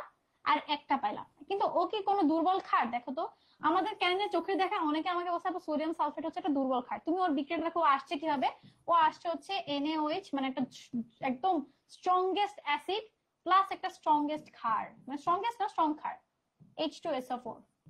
আমি কি বলছি, একটা স্ট্রং ক্ষার এবং একটা স্ট্রং অ্যাসিড, মূলটা বললাম, তাই না? দুটা বিক্রিয়া করে তোমার সোডিয়াম সালফেট তৈরি করছে, তাই না? তাহলে এই সোডিয়াম সালফেট কি কখনো একটা ক্ষারীয় লবণ হবে? ও তো একটা নিরপেক্ষ লবণ হবে, তাই না? কারণ ও দুটা সবল থেকে তৈরি হয়েছে, তাহলে ওটা নিরপেক্ষ লবণ। তো আমাদের একটি অপশন বাদ বাকি থাকে, সেটা হচ্ছে আমার অ্যামোনিয়াম ক্লোরাইড। কিভাবে তৈরি হলো? Ammonium hydroxide plus hydrochloric acid, ও একটা শক্তিশালী অ্যাসিড, দুজন বিক্রিয়া করে কি তৈরি করছে? Ammonium chloride. তাহলে একটা দুর্বল ক্ষারের লবণ আর তোমার হচ্ছে একটা শক্তিশালী অ্যাসিড। আমি কিছু ভুল বলছি?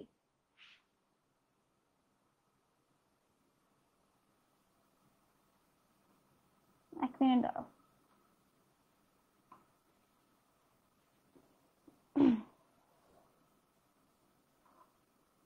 34 কে রে বলতেছে? এ হলে তো তোমার অ্যাসিডীয় বাফার হয়ে যায় না? এ কোন দুঃখে বললা? আমি যদি বলতাম অ্যাসিডীয় বাফার সেক্ষেত্রে এ অ্যান্সার হতে পারতো, বাট আমি বলছি ক্ষারীয় বাফার, তাহলে অ্যান্সার কোনটা হবে? অ্যান্সার হবে তোমার বি, ঠিক আছে? এ কিভাবে হয়? এই যে প্যাচটা তোমরা এখানেই খাও, বুঝছো? এই প্রশ্ন পড়ো না ক্ষারীয় বাফার, পড়ো না, পড়ো অ্যাসিডীয় বাফার, সুন্দর মতো অ্যান্সার করে আসো এ।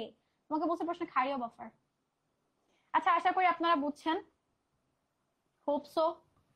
দেখেন এরপরের কোশ্চেনটা, SN1 বিক্রিয়া, এই বিক্রিয়াটা কয়টা ধাপে হয়? মনে রাখবা SN1 বিক্রিয়াটা হয় 2 ধাপে আর SN2 বিক্রিয়াটা হয় 1 ধাপে, ঠিক আছে? তাহলে এটা অ্যান্সার কত? 2 ধাপে বিক্রিয়া। দেখো খুব ইজি প্রশ্ন আসে। আচ্ছা, শক্তিশালী অম্ল ও ক্ষারকের প্রশমন বিক্রিয়া, এই যে একটু আমরা শক্তিশালী অম্ল ক্ষার তোমার হচ্ছে সোডিয়াম হাইড্রোক্সাইড আর সালফিউরিক অ্যাসিডের বিক্রিয়া দেখেছি, এই প্রশমন বিক্রিয়াগুলোতে কতটুকু তাপ উৎপন্ন হয়? এদের ডেলএইচ এর মান সবসময় মনে রাখবা -57.34 কিলো জুল, ঠিক আছে? কত? -57.34 কিলো জুল, এটা একটা কনস্ট্যান্ট মান। প্রত্যেকটা শক্তিশালী অ্যাসিড এবং শক্তিশালী ক্ষার বিক্রিয়া করলে মোটামুটি এই রেঞ্জের তোমার প্রশমন তাপ উৎপন্ন হবে। আমার অ্যান্সার কত? অ্যান্সার হচ্ছে ডি, ঠিক আছে? আচ্ছা, দেখো এরপর প্রশ্ন আমাদের 37 নাম্বার কোয়েশ্চেন, এস ব্লক ও পি ব্লকের সংখ্যা, মানে এস ব্লক এবং পি ব্লকের মধ্যে একটা কমন প্রশ্ন, কেন জানি এত ইজি একটা প্রশ্ন বারবার দিয়ে দেয়, কোনটার মধ্যে কয়টা আছে? তোমরা আমার থেকে ভালো করে করে জানো যে এস ব্লকে কয়টা থেকে 14টা, পি ব্লক হচ্ছে 36টা, তাহলে অ্যান্সার খুঁজো, কই অ্যান্সার? এই যে সি, তাই না? ওকে, ঠিক আছে। দেখো পোলার আয়ন প্রক্রিয়ার সাথে সম্পর্কিত যৌগ কোনটা? আচ্ছা, আপনারা পোলারিটি এবং পোলার আয়ন দুটার মধ্যে খুব প্যাচ লাগান, ঠিক আছে? কিভাবে মনে রাখবেন দেখেন, পোলার আয়ন লাস্টে আছে না আয়ন, তাহলে এটা হচ্ছে আয়নিক যৌগের সাথে রিলেটেড। যেরকম ধরো আমি যদি বলি লিথিয়াম ক্লোরাইড, তারপরে তোমার ধরো কি বলবো বেরিলিয়াম ক্লোরাইড, এই যে এই প্রত্যেকটা তোমার আয়নিক যৌগ। এই আয়নিক যৌগ কি দেখাবে? তোমার পোলার আয়ন দেখাবে। আয়নিক যৌগের মধ্যে সমযোজী বৈশিষ্ট্য কতটুকু। আর আমি যদি তোমাকে বলি হাইড্রোক্লোরিক অ্যাসিড, তারপরে তোমার হচ্ছে পানি, এই যে সমযোজী যৌগগুলা, এই সমযোজী যৌগগুলোর মধ্যে এদের মধ্যে একটু আংশিক ধনাত্মক এবং আংশিক ঋণাত্মক পোলের সৃষ্টি হতে পারে, তখন এরা আয়নিক যৌগের মধ্যে একটু আচরণ দেখায়, ঠিক আছে? সেই ক্ষেত্রে আমরা তাকে কি বলবো? পোলারিটি বলবো। তাহলে পোলার আয়ন কার সাথে সম্পর্কিত? আয়নিক যৌগের সাথে সম্পর্কিত, ঠিক আছে? আয়নিক যৌগের মধ্যে সমযোজী বৈশিষ্ট্যকে আমরা বলি হচ্ছে পোলার আয়ন। আর পোলারিটি কি? সমযোজী যৌগের মধ্যে আয়নিক বৈশিষ্ট্য, ঠিক আছে? 38 অ্যান্সার কি? আয়নিক যৌগ, ঠিক আছে? ওকে, এরপরে কোয়েশ্চেন দেখি। মাটির পিএইচ বৃদ্ধি করতে তুমি কোনটা ইউজ করবা? মাটির পিএইচ বৃদ্ধি করতে মানে কি? পিএইচ তোমার বাড়াইতে হবে, তাহলে পিএইচ বাড়াইতে হলে আমরা কি ইউজ করবো? ক্ষার ইউজ করবো না? এখানে ক্ষার কারা কারা আছে? ক্ষার ইউজ করতে শক্তিশালী ক্ষার তো ইউজ করতে হবে, তাহলে আমার অ্যান্সার কি হবে? সি, ক্যালসিয়াম অক্সাইড, তাই না?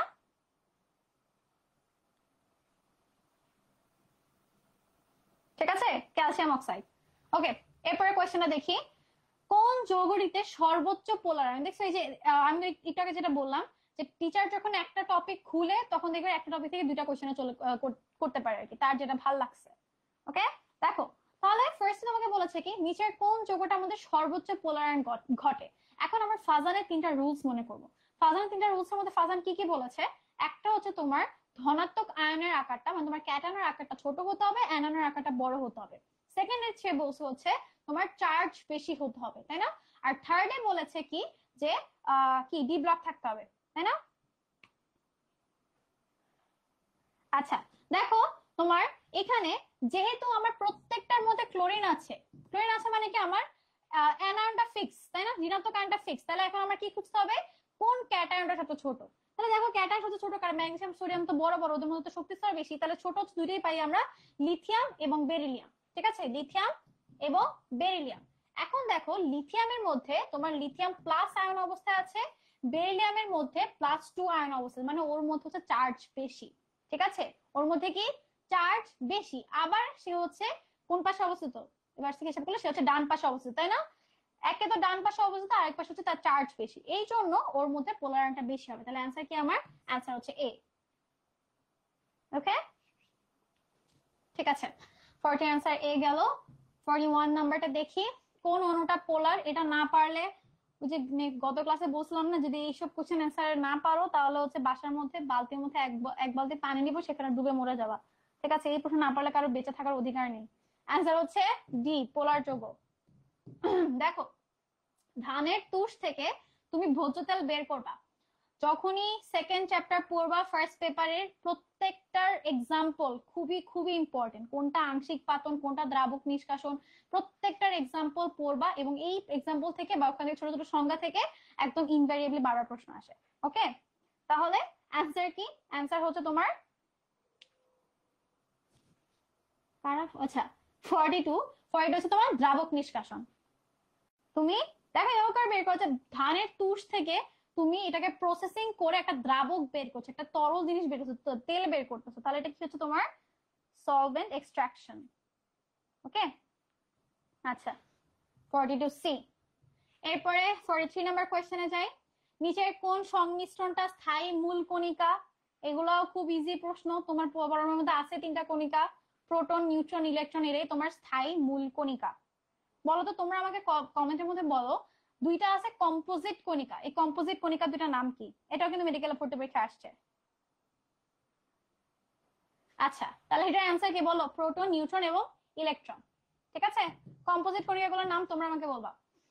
আরেকটা ইজি প্রশ্ন, কেলভিন স্কেলে তোমার পরম শূন্য তাপমাত্রা কোনটা? পরম শূন্য তাপমাত্রা কত? আমার 0 কেলভিন, তাই না? আর আমরা জানি যে এই যে -273.15, আমরা জানি তোমার যদি কোনো কিছু সেলসিয়াস বা কেলভিন নিতে তখন তোমার কি করতে হয় বলো তো? +273 দিয়ে গুণ করতে হয় না? তাহলে এটাকে যদি আমি কেলভিনে নিই তাহলে আমার কি করতে হবে?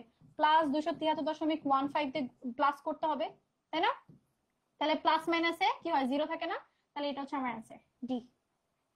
ইজি।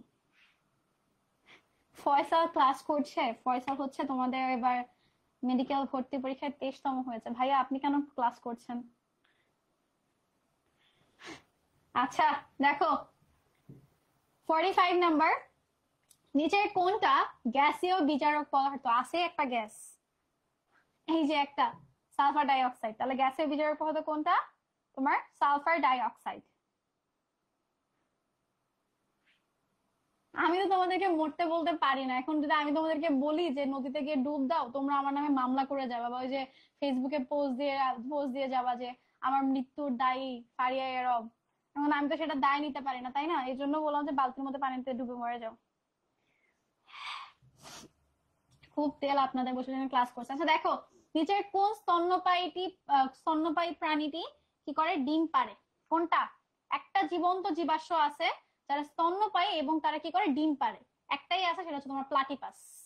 তোমরা যদি 11 নম্বর চ্যাপ্টার পড়ে থাকো জুলজি থেকে, প্লাটিপাস একটা ছবি দেওয়া আছে, ঠিক আছে? প্লাটিপাসের ওই ছবির মধ্যে দেওয়া আছে যে ডিম পাড়তেছে এবং সে একটা জীবন্ত জীবাশ্ম। হ্যাঁ, ক্লাস রেকর্ডেড থাকে, ক্লাস রেকর্ডেড থাকি, রেগুলার রেকর্ডেড থাকে, ঠিক আছে? আচ্ছা দেখো এরপরে কোয়েশ্চেন আমাদের, স্বাভাবিক পূর্ণবয়স্ক মহিলার প্রতি 100 ml রক্তে কত গ্রাম হিমোগ্লোবিন থাকে? এর আগে ক্লাসে বলছে আজমোসারি ক্যানজারিন ক্যারা উঠে প্রতি বছর বছর সেই ইনফরমেশন চেঞ্জ করে। আল্লাহ জানে এই বছর ইনফরমেশন কতটুকু, মানে কতটুকু হিমোগ্লোবিন রাখছে মহিলাদের রক্তের মধ্যে। নর্মালি মহিলাদের প্রতি 100 ml রক্তের মধ্যে কতটুকু থাকে হিমোগ্লোবিন? 14 থেকে 17, ঠিক আছে? আসলে এটা মহিলাদের না, এটা ছেলেদের জন্য আদর্শ, বুঝছো? ছেলেদের নর্মালি 13 to 17, মানে একদম মেডিকেল রেঞ্জ যেটা, সেটা তো 13 to 17।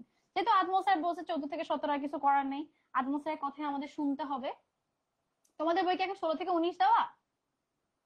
বললে তো আমাকে এখন কি চেঞ্জ করেছে কিনা, এটা তো 21-22-এর সেই অনুযায়ী অ্যান্সার দেওয়া। আচ্ছা, নিচের 4 প্রকোষ্ঠ বিষয় হৃৎপিণ্ড কার কোন প্রাণীতে দেখা যায় বলো?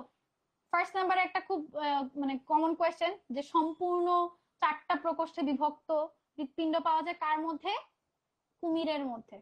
এবং আমরাও যে থাকে না, আসলে হজ ছিল সাপ, মানুষ মূলত সাপ, তো মানুষের 4টা প্রকোষ্ঠ খুব ভালো করে বোঝা যায়, সাপেরও বোঝা যাওয়া দরকার ছিল, সাপের বোঝা যায় না আর কি। সাপের হচ্ছে অসম্পূর্ণভাবে বিভক্ত, সম্পূর্ণভাবে বিভক্ত হচ্ছে কার? কুমিরের। হ্যাঁ, 48-এ 1। ওকে, নেক্সট কোয়েশ্চেন দেখি, কোন হরমোন পাকস্থলী থেকে নিঃসৃত হাইড্রোক্লোরিক অ্যাসিডের নিঃসরণ নিয়ন্ত্রণ করে? তোমার কোশ্চেনের মধ্যে অ্যান্সার দিয়ে দিয়েছে পাকস্থলী মানে কি, আমার গ্যাস্ট্রিক রিজিয়ন, তাই না? আমার গ্যাস্ট্রিক রিজিয়ন। তাহলে গ্যাস্ট্রিক রিজিয়নে হাইড্রোক্লোরিক অ্যাসিড সিক্রেশনকে কে কন্ট্রোল করবে?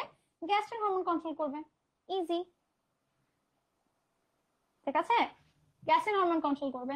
এরপরে নিচে কোন কোষটি বিভাজন পদ্ধতিতে আরবিসি তৈরি হয়? নর্মালি তোমার রেড ব্লাড সেল বা আরবিসি বিভাজিত হয় না, এবং তুমি এই প্রশ্নের মধ্যে দেখো একটা জায়গা থেকে 2টা করে প্রশ্ন আসছে। আরবিসি নর্মালি বিভাজিত হয় না, কিন্তু আরবিসি একদম একদম ইনিশিয়াল পর্যায়ে সে থাকে হচ্ছে প্রো এরিথ্রোব্লাস্ট অবস্থায়, ঠিক আছে? Pro erythroblast. তো এই প্রো এরিথ্রোব্লাস্ট থেকে তাকে তো ম্যাচিওর আরবিসি হতে হবে। তো এই যে প্রো এরিথ্রোব্লাস্ট থেকে ম্যাচিওর আরবিসি হয় সে মাইটোসিসের মাধ্যমে। বাট নরমালি আমরা যেটা ভাবি না যে মাইটোসিস করে ধরো একটা ম্যাচিওর আরবিসি থেকে আরো 2টা ম্যাচিওর আরবিসি হবে, সেইভাবে সে বিভাজিত হয় না।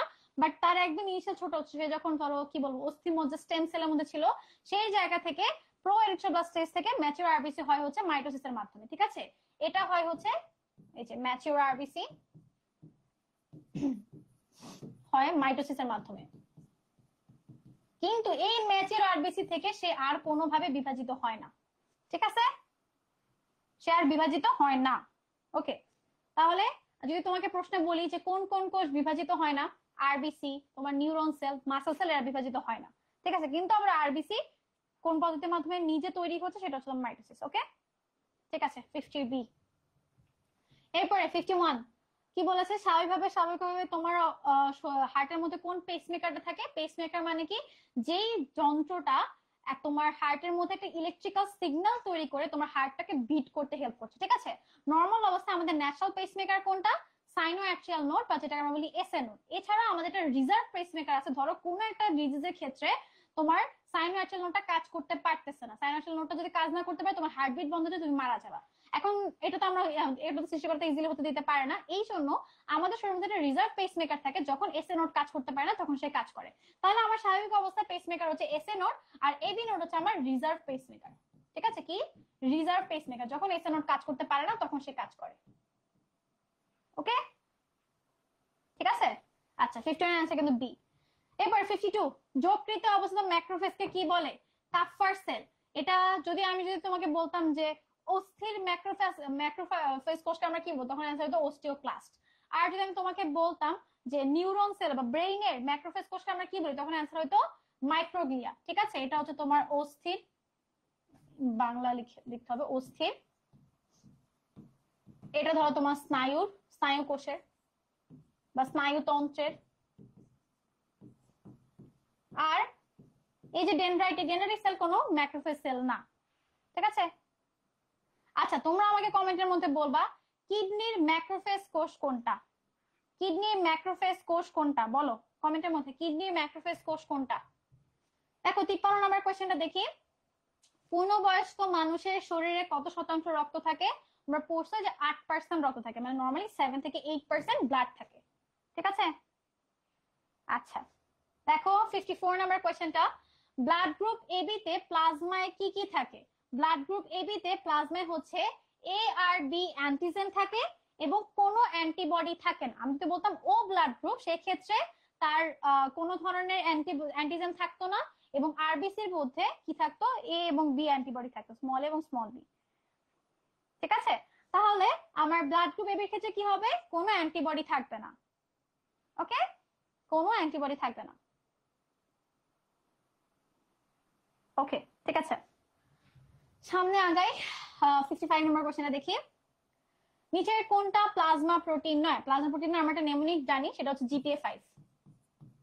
জিপিএ5, জি দিয়ে হচ্ছে গ্লোবিউলিন বা গ্লোবিন, তারপরে পি দিয়ে হচ্ছে তোমার কি বলো প্রোথ্রম্বিন, এ দিয়ে হচ্ছে অ্যালবুমিন, 5 দিয়ে হচ্ছে ফাইব্রিনোজেন। ঠিক আছে, জিপিএ5, অ্যালবুমিন, গ্লোবিউলিন, প্রোথ্রম্বিন, ফাইব্রিনোজেন। ঠিক আছে, জিপিএ5। তাহলে আমার অ্যান্সার কি হবে বলো? অ্যালবুমিন, গ্লোবিউলিন, ফাইব্রিনোজেন পেয়ে গেছি, শুধুমাত্র প্রথম দিয়েছে ক্রিয়েটিনিন। তাহলে অ্যান্সার হচ্ছে ক্রিয়েটিনিন। ক্রিয়েটিনিন কোনো প্লাজমা প্রোটিন না, সে প্লাজমা একটা নাইট্রোজেন ঘটিত বর্জ্য পদার্থ, যেটা আমরা কিডনির মাধ্যমে বের করে দিই, তাই না? আচ্ছা এবার 55 গেল, আমাদের 56 নাম্বার দেখি। কোনটা লাইভ অ্যাটেনিউটেড ভ্যাকসিন? তুমি 10 নাম্বার চ্যাপ্টার পড়বা, আর তোমার ভ্যাকসিনের ওই যে কয়টা প্রকার ভেদ আছে, কোনটা জীবনমৃত, কোনটা নিষ্ক্রিয়, কোনটা তোমার সাব ইউনিট ভ্যাকসিন, এই থেকে প্রশ্ন আসবে, এটা অসম্ভব। ঠিক আছে, একদম প্রতি বছর এটা থেকে একটা বা দুইটা কোশ্চেন চলে আসে। আমাদের বারে প্রশ্নটা আসছে মাজেদা ম্যাডামের বই থেকে। ঠিক আছে, তাহলে বলো এবার মেবি আজমু স্যার আরো জিনিস অ্যাড করছে, এটার মধ্যে অনেকগুলো এক্সাম্পল অ্যাড করেছে, তাহলে এটার অ্যান্সার কি বলো? 54 নাম্বারটা, 54 নাম্বার কি ছিল?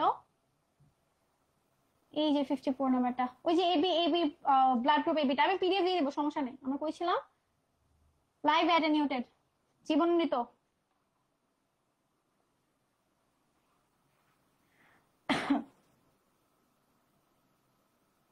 আচ্ছা দেখো এটার অ্যান্সার হচ্ছে আমাদের হাম। ঠিক আছে, ওই বক্সটা খুব খুব ইম্পর্টেন্ট, ভালো করে পড়বা। যদি কোনটা না বুঝো, মনে না রাখতে পারো, সেই ক্ষেত্রে আমাদেরকে জানাবা। আচ্ছা দেখো আমাদের জাতীয় পাখির নাম কি? আমাদের জাতীয় পাখি কোনটা রে? দোয়েল। দোয়েলের বৈজ্ঞানিক নাম কি? কপসিকাস সলারিস। 9-10 ওই যে ছোট অল্প কয়েকটা ছিল মুখস্থ করতে সবার জান বের হয়ে গেছে। এখন তোমরা আমাকে বলবা আমাদের জাতীয় পশু তার বৈজ্ঞানিক নাম কি? জাতীয় পাখির নাম তো পেয়ে গেলাম, কপসিকাস সলারিস। বলতো প্যাসার ডোমেস্টিকাস কার নাম? আর জাতীয় পশুর বৈজ্ঞানিক নাম কি দেখি, কে বলতে পারে? তাকে আমার তরফ থেকে চকলেট। কবে নিবা তুমি ভালো জানো, কিন্তু নিও। আচ্ছা দেখো সবাত শ্বসনে তোমার এক অণু গ্লুকোজ সম্পূর্ণভাবে জারিত হয়ে কত অণু এটিপি তৈরি করে? কত অণু এটিপি তৈরি করে বলো? 38 অণু এটিপি তৈরি করে। মেবি এটা আজমল স্যার এখন চেঞ্জ করে, সরি হাসান স্যার এখন চেঞ্জ করে 36 অণু দিছে, বাট অপশন ক্ষেত্রে অপশন যদি 36 থাকে অবশ্যই 36 অ্যান্সার করো, বাট যদি অপশন না থাকে সেক্ষেত্রে হচ্ছে 38। ওকে আচ্ছা দেখো কেউ জানে না?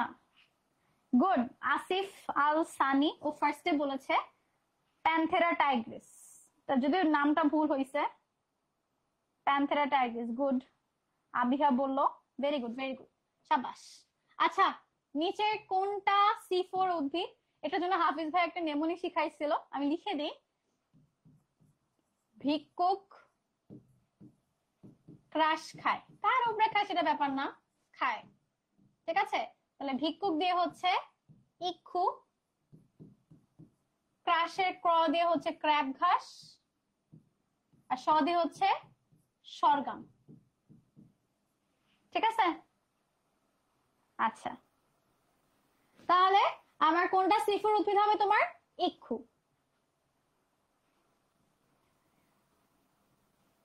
আচ্ছা দেখো, ওকে 59 নাম্বার গেল আমাদের।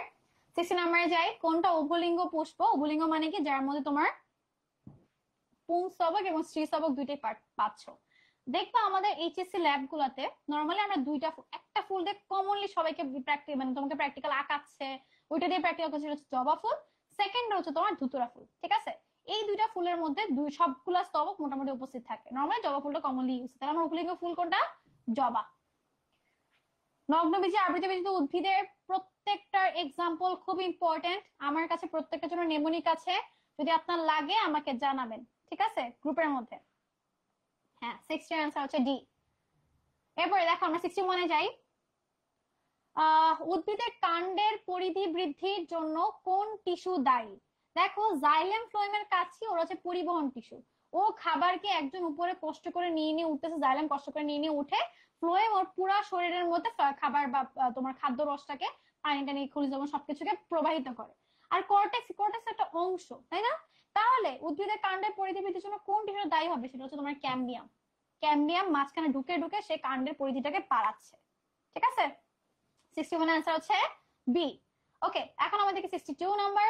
নিচের কোনটা আণবিক কাঁচি নামে পরিচিত? রেস্ট্রিকশন এনজাইম, সেটাকে আমরা কি বলি? বায়োলজিক্যাল নাইফ বলি, আণবিক কাঁচি বলি, সবকিছু ওকে ওকে ডাকি। ও কি করে? ও তোমার জিন গুলাকে কাটে, ডিএনএ এর মাঝখানে জিন গুলো আছে সেগুলোকে সে কাটে, কেটে একটার সাথে একটা জোড়া লাগিয়ে দিয়ে হেল্প করে। ঠিক আছে, তাহলে আমার রেস্ট্রিকশন এনজাইম হচ্ছে আণবিক কাঁচি নামে পরিচিত। ওকে, দেখো এরপর 63 নাম্বার কোয়েশ্চেন। নিচের কোনটা গ্লাইকোলাইসিসকে ক্রেবস চক্রের সাথে সংযুক্ত করে? আমাদের সবার শ্বসনের 4টা স্টেপ আছে: গ্লাইকোলাইসিস, অ্যাসিটাইল কোয়ে সৃষ্টি, ক্রেবস চক্র, ইলেকট্রন ট্রান্সপোর্ট চেইন। তাহলে গ্লাইকোলাইসিস আর ক্রেবস চক্রের মাঝখানে কে পড়ছে? অ্যাসিটাইল কোয়ে সৃষ্টি না? তাহলে তোমার গ্লাইকোলাইসিসকে ক্রেবস চক্রের সাথে কানেক্ট করে কে? Acetyl CoA. ঠিক আছে, গ্লাইকোলাইসিস থেকে পাইরুভিক অ্যাসিড ফর্ম হয়ে সেটা অ্যাসিটাইল কোয়ে ফর্ম হয়, সেখান থেকে যায় হচ্ছে সে কিসে? তোমার ক্রেবস সাইকেলের মধ্যে। ওই ক্রেবস সাইকেলের মধ্যে গিয়ে সে ঘুরতে ঘুরতে ঘুরতে ঘুরতে তৈরি করে হচ্ছে 24 অণু এটিপি। ওকে, তাহলে 63 অ্যান্সার হচ্ছে ডি। এখন গমের বৈজ্ঞানিক নাম কি? গমের বৈজ্ঞানিক নাম কি বলো? ওই যে 7।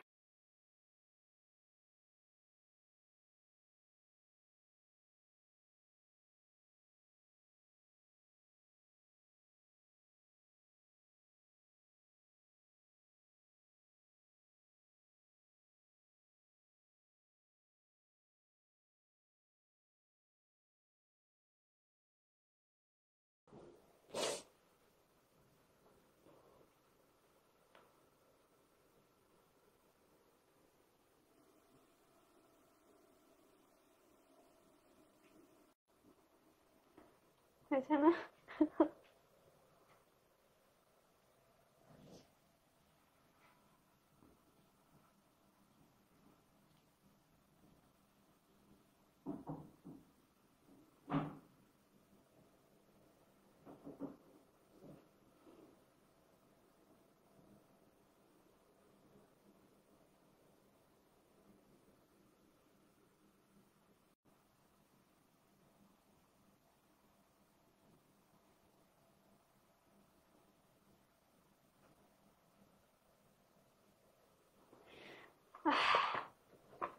ব্যাটারি চার্জ শেষ হয়ে গেছিল বুঝছো, সবাই মানে বিশেষ করে আমি আমার অন্ধকার ফিউচার দেখতেছিলাম বোর্ডের মাধ্যমে।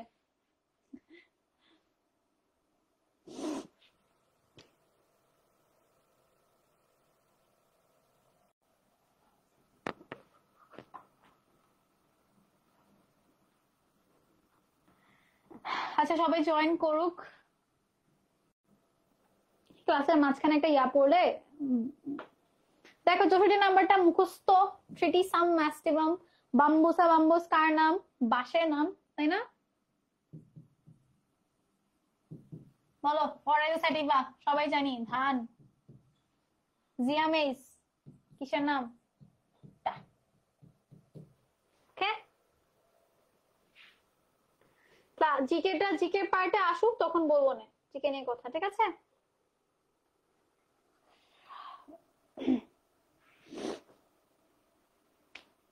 ইন্টারনেট ইস্যু তা তো জানি না রে। আমাদের ক্যামেরা চার্জ শেষ হয়ে গেছে, জাস্ট ব্যাটারিটা চেঞ্জ করে আবার আসলাম ক্লাসে।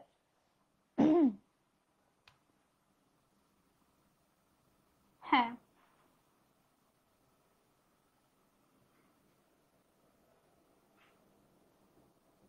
ঠিক আছে আমরা শুরু করি নাকি? আসতেছে মানুষ ধীরে ধীরে।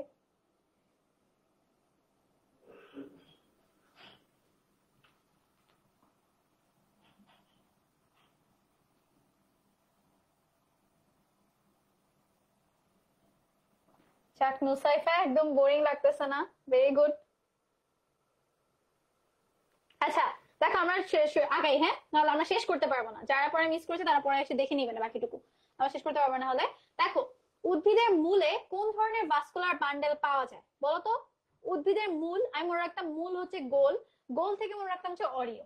ঠিক আছে, তাহলে মূলের মধ্যে কোন ধরনের ভাস্কুলার বান্ডেল পাবা তুমি? অরিও ভাস্কুলার বান্ডেল পাবা, ঠিক আছে? কাণ্ডের মধ্যে তুমি সমদ্বিপার্শ্ব পেতে পারো, সমপার্শ্ব পেতে পারো, বাট মূলের মধ্যে একদম কনস্ট্যান্ট তুমি অরিও ভাস্কুলার বান্ডেল পাবা। 6টা কোষ স্ক্যাটার্ড অবস্থায় থাকবে, ঠিক আছে?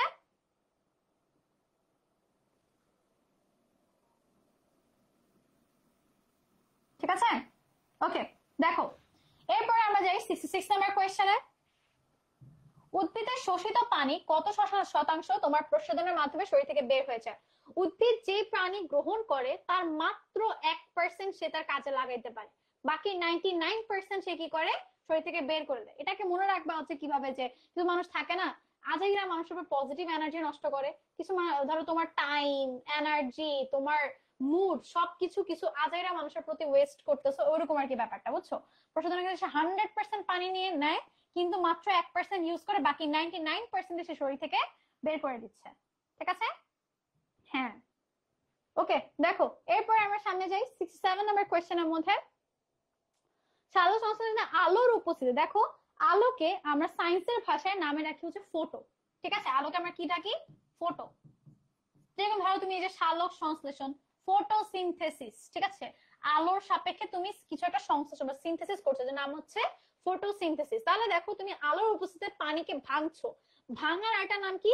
লাইসিস, ঠিক আছে? ভাঙার মানে হচ্ছে লাইসিস। ধরো যে লাইসোজোম কিরকম করে ভাঙে, তাহলে লাইসিস মানে হচ্ছে ভাঙা। তাহলে দেখো, আলোর উপস্থিতিতে ফটো পানিকে ভাঙতেছো, লাইসিস, ফটো লাইসিস, ঠিক আছে?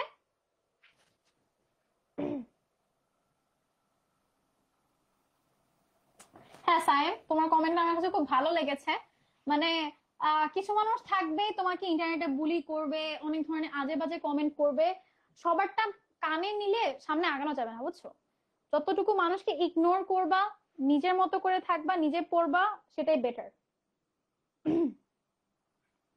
মানুষ তো আছেই মানুষের পিছনে আজে বাজে কমেন্ট করার, বাট যারা এরকম নেগেটিভ কমেন্ট করো বা এরকম উল্টাপাল্টা কমেন্ট করো, জাস্ট একটা জিনিস রিমাইন্ডার দেবো, তোমার বাসায় মা আছে, তোমার বাসায় বোন আছে, ঠিক আছে? আমি এখানে কোনো মানে কি বলবো টিকটক ভিডিও করতেছি না, কোনো আজে বাজে ভিডিও করছি, আমি এখানে পড়াচ্ছি। সো তুমি যদি আমাকে তোমার টিচার হিসেবে নাও রেসপেক্ট করতে পারো, অ্যাটলিস্ট একটা মানুষ পড়াচ্ছে তার কাজটাকে রেসপেক্ট করে হলেও এরকম আজে বাজে কমেন্ট করবা না, ঠিক আছে? ওকে। দেখো, এরপরে আমাদের 68 নাম্বার, কোন প্রক্রিয়ায় নিউক্লিয়াসের বিভাজন হয়? নিউক্লিয়াসের বিভাজন, নিউক্লিয়াসকে আমরা ধরো যে গ্রিক শব্দ অনুযায়ী নাম ছিল তার ক্যারিয়ন, আর যেহেতু আমরা বিভাজিত করতে নাম হচ্ছে কাইনেসিস, তাইলে ক্যারিওকাইনেসিস। আর যদি আমি এখানে সাইটোপ্লাজম বিভাজন করতাম, তখন ক্যান্সার কি হইতো? সাইটোকাইনেসিস, ঠিক আছে? ওকে। দেখো, এরপরে আমরা যাই 69 নাম্বার কোয়েশ্চেনের মধ্যে। মানব দেহের কোষে কয়টা সেক্স ক্রোমোজোম থাকে? মানব দেহে কয়টা সেক্স ক্রোমোজোম থাকে? 2টা। ছেলেদের ক্ষেত্রে হচ্ছে XY, মেয়েদের ক্ষেত্রে হচ্ছে XX, ঠিক আছে? তাহলে অটোজোম কয়টা থাকে? অটোজোম থাকে 44টা বা 22 জোড়া, ওকে? দেখো, তাহলে অ্যান্সার হচ্ছে আমার 2টা। কিন্তু দেখো প্রশ্নটা একটু খেয়াল করবে, আমরা পরীক্ষা হলে তো হাইপার থাকি বা দেখা যায় কি এত বেশি নার্ভাস থাকি, আমরা প্রশ্নটা ঠিক করে পড়ি না। প্রশ্ন তোমাকে বলতে পারতো যে কত জোড়া, কি বলতো, যদি বলতে কত জোড়া সেক্স ক্রোমোজোম থাকে, অ্যান্সার হয়তো একটি, এক জোড়া। বাট আমি তোমাকে প্রশ্ন বলছি কয়টি। ঠিক আছে, এটা একটু খেয়াল করবা।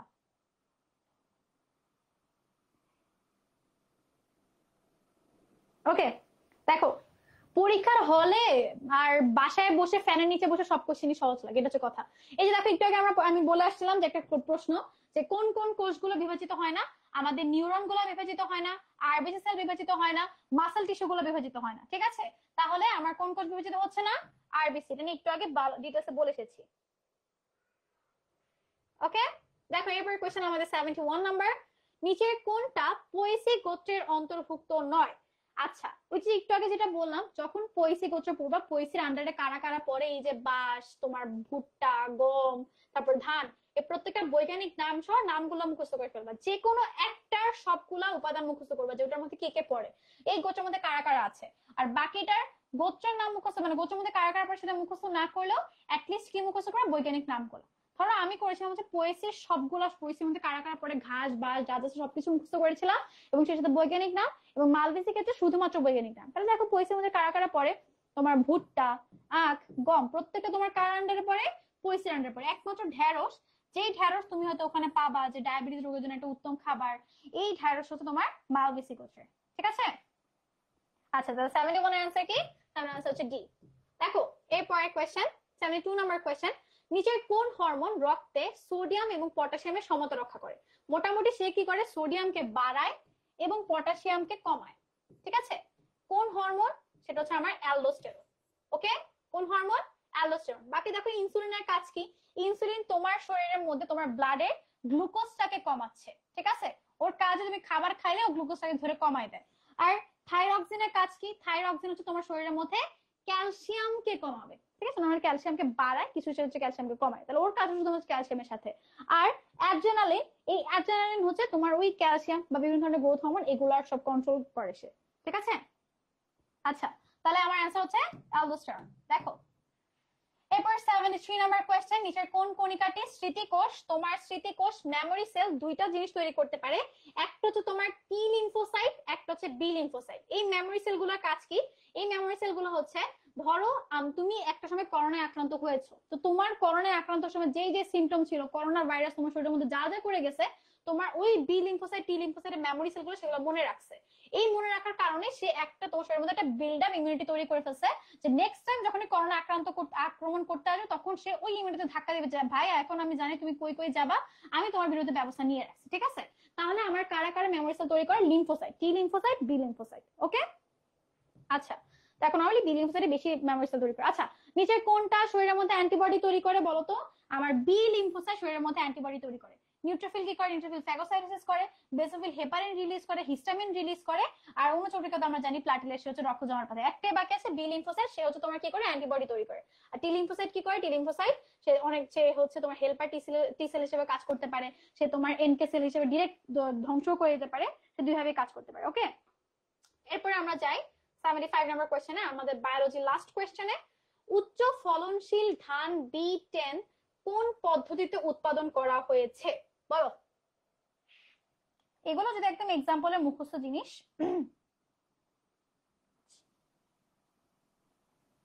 ওকে, দেখো কোনভাবে তৈরি করা হয়েছে বলেছে, তোমার উচ্চ ফলনশীল ধান। ঠিক আছে, 10 নম্বর চ্যাপ্টার থেকে প্রশ্ন করা হয়েছে, কৃত্রিম সংকরণের মাধ্যমে তৈরি করা হয়েছে। নর্মাল টিস্যু কালচারের মাধ্যমে আমরা দেখছি যে ধরো কোনো বীজহীন ফল উৎপাদন করতে পারতেছো, তারপরে মাতৃ উদ্ভিদ থেকে তুমি ডিরেক্ট উৎপাদন করতে পারছো। আর পার্থেনোজেনেসিস তুমি জানোই, কোনো ধরনের মিলন ছাড়াই বা কোনো ধরনের ধরো ডিরেক্ট গর্ভাশয় থেকে তুমি ফল উৎপন্ন করতে পারবা, এই আর কি। ঠিক আছে, তাহলে আমার অ্যান্সার হচ্ছে কৃত্রিম সংকরণ। ওকে, দেখো এখন আমরা চলে যাই আমাদের ইংলিশ কোয়েশ্চেনের মধ্যে। Choose the correct expression from the following. ফার্স্টে কারেক্ট এক্সপ্রেশন মানে কি? তোমার সেন্টেন্সটার মধ্যে প্রত্যেকটা, ধরো তোমার অক্সিলারি ইউজ, মানে ধরো কোয়েশ্চেন মার্কের পরে অক্সিলারি আছে কিনা বা ইউজটা ঠিক আছে কিনা। তাহলে আমরা আগে দেখবো কারেক্ট অ্যান্সার কোনটা, পরে বাকিটা রং কেন সেটা দেখে আসবো। ঠিক আছে, আচ্ছা দেখো 76 নম্বরে তোমার ফার্স্টে কারেক্টটা হচ্ছে where do you want to go now।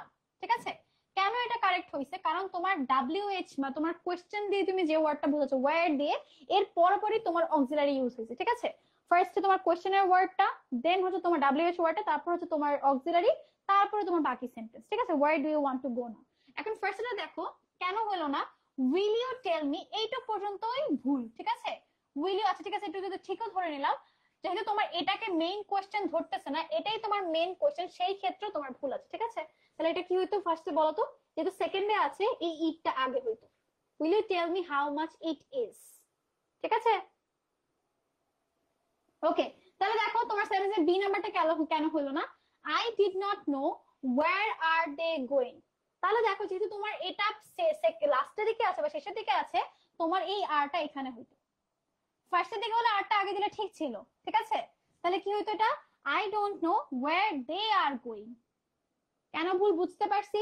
এরপরে দেখো why you are angry with me, এই যে এই ভুলটা এখানে অক্সিলারিটা হইতো এই জায়গার মধ্যে, why are you angry with me। তাহলে এই কারণে আমাদের 75 এর অ্যান্সার হচ্ছে ডি। ঠিক আছে, 76 সরি। এবার দেখো 77 নাম্বার কোশ্চেনটা, select the correct sentence in the following sentence, I will have studied every tense by the time। এই যে তুমি যখনই দেখবা কোয়েশ্চেনের মধ্যে by time, by the time, by 11 o'clock, by 7 PM, এই বাই দিয়ে যখনই কোনো টাইম থাকবে তখনই তোমার অ্যান্সার কি হবে, ফিউচার পারফেক্ট টেন্স। ঠিক আছে, মানে এই সময়ের মধ্যে, ওই সময়টা এখন আসে না। যদি আমি যদি বলি I will finish the class by 9:30 PM, মানে এখন 9:30 PM আসে নাই, আমি ওর মধ্যে শেষ করার চেষ্টা করব, তাহলে যেহেতু এটা ফিউচারে হয়ে গেছে তাই অ্যান্সারটা হবে কি আমার ফিউচার পারফেক্ট টেন্স। ঠিক আছে, আচ্ছা এবারে দেখো আমার 78 নাম্বার কোয়েশ্চেনটা, I wish we did not have to use, car গাড়ি হবে, আওয়ার সেলফ, মানে এটা তো বসাইলেই বোঝা যায়, বুঝছো, এটা আমাদের বোঝানোর কিছু নাই। উই, তুমি বাকিগুলা বসিয়ে রাখো, we did not have to use our self car, us cars, our car, we car, আমরা জানি আজই হবে, স্যার কি বলে আওয়ারই হবে। এখন দেখছে আমাদের মতো হয়ে গেছে যে কিছু একটা বললে আমরা আজ আজ বলি, দোষ ভাল লাগতেছে না আজ, দোষ মন খারাপ আজ, দোষ ঘুম পাচ্ছে আজ, ওরকম না। ঠিক আছে, এটা অ্যান্সার কি হবে, আওয়ার কার। ওকে দেখো ফ্লোতে ফ্লোতে আমি আজ বলে ফেলছি। ওকে, হি টুক অ্যাডভান্টেজ, যখনই আপনি প্রিপোজিশন পড়বেন, এখন আপনারা বলবেন যে প্রিপোজিশন মনে থাকে না, কি করব। আমি অ্যাপ্রোপ্রিয়েট প্রিপোজিশন পড়তাম হচ্ছে একটা সেন্টেন্স দিয়ে তার ইউজ দিয়ে মনে রাখতে। ঠিক আছে, হি টুক অ্যাডভান্টেজ অফ মি, মানে কারো সুবিধা নেওয়া। ধরো কেউ একজন তোমার মাধ্যমে কোনো একটা কাজ করায় নিছে, তাহলে সে তোমার সুবিধা নিল, সে তোমার প্রতি কোনো কৃতজ্ঞতা দেখানি, কিছু করেনি, সে জাস্ট তোমার সুবিধা নিল, তাহলে কি হবে তোমার, হি টুক অ্যাডভান্টেজ অফ মাই অ্যাবসেন্স, তুমি ছিল না, তোমার অনুপস্থিতিতে সে সেটার সুবিধা নিয়ে কোন একটা কাজ করায় নিছে। ঠিক আছে, তাহলে হি টুক অ্যাডভান্টেজ অফ। ওকে, এরপর যাই আমরা নেক্সট কোয়েশ্চেনে, choose the sentence that contains the correct appropriate preposition. ওই যে বললাম অ্যাপ্রোপ্রিয়েট প্রিপোজিশন আসলে ইউজ দেখবা। আচ্ছা দেখো কি আছে, ফার্স্টে I confirm to you, I confirm to you with this point, এখানে ভুল আছে। ঠিক আছে, confirm to এর ইউজ এটা না। সেকেন্ড নাম্বারটা দেখো, this climate is congenial to my health, congenial to ওয়ার্ডটা মানে হচ্ছে মানে সুবিধা বা কি বলবো সাপোর্ট দিচ্ছে, উপকারী, তাহলে এই ওয়েদারটা আমার স্বাস্থ্যের জন্য উপকারী। ঠিক আছে, আমার স্বাস্থ্যের সাথে যাচ্ছে, তাহলে তোমার অ্যান্সার হচ্ছে বি। ঠিক আছে, তারপরে দেখো সি নাম্বারটা কেন হলো না, I confess of this weakness, না I confess to হতে পারতো। ঠিক আছে, তারপরে we condoled, ভুল আছে। ওকে, এখানে কন্ডোলের পর কোনো টু হইতো না। দেখো এরপরে কোশ্চেন আমরা যাই, choose the correct form of sentence from the following, বলো কি হবে অ্যান্সার।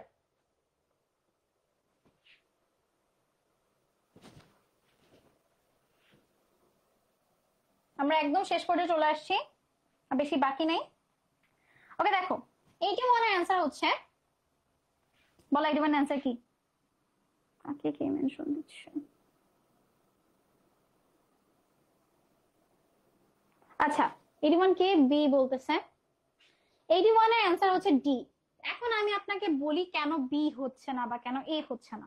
দেখো hour football team played badly, খুবই বাজে খেলেছে, প্লেড ব্যাড না, প্লেড ব্যাডলি দিস আফটারনুন, খুবই বাজে রকম ভাবে খেলেছে। ঠিক আছে, যেরকম আমাদের আমাদের ক্রিকেট টিম আজীবন খেলে আসে। ঠিক আছে, Bangladesh cricket team played badly this afternoon.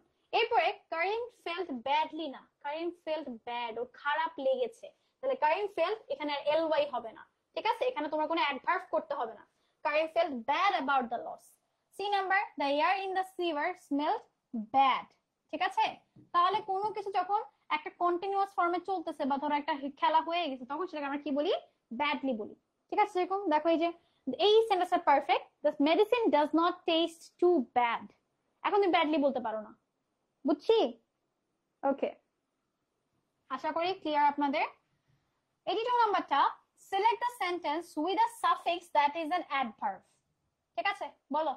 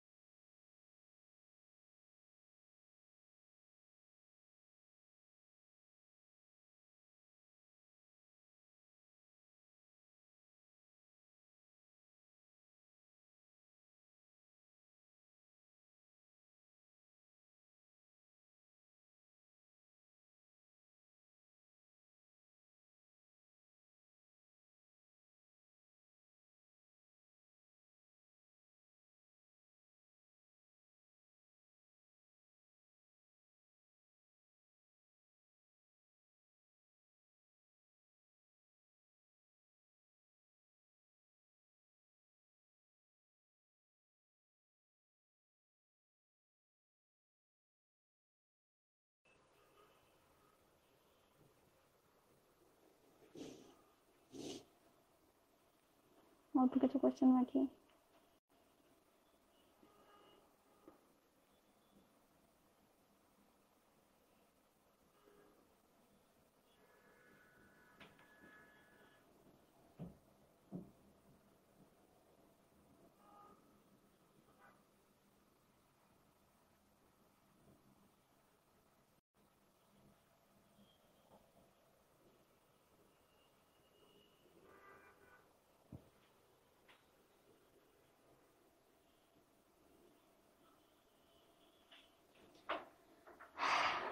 কে কে আসছো?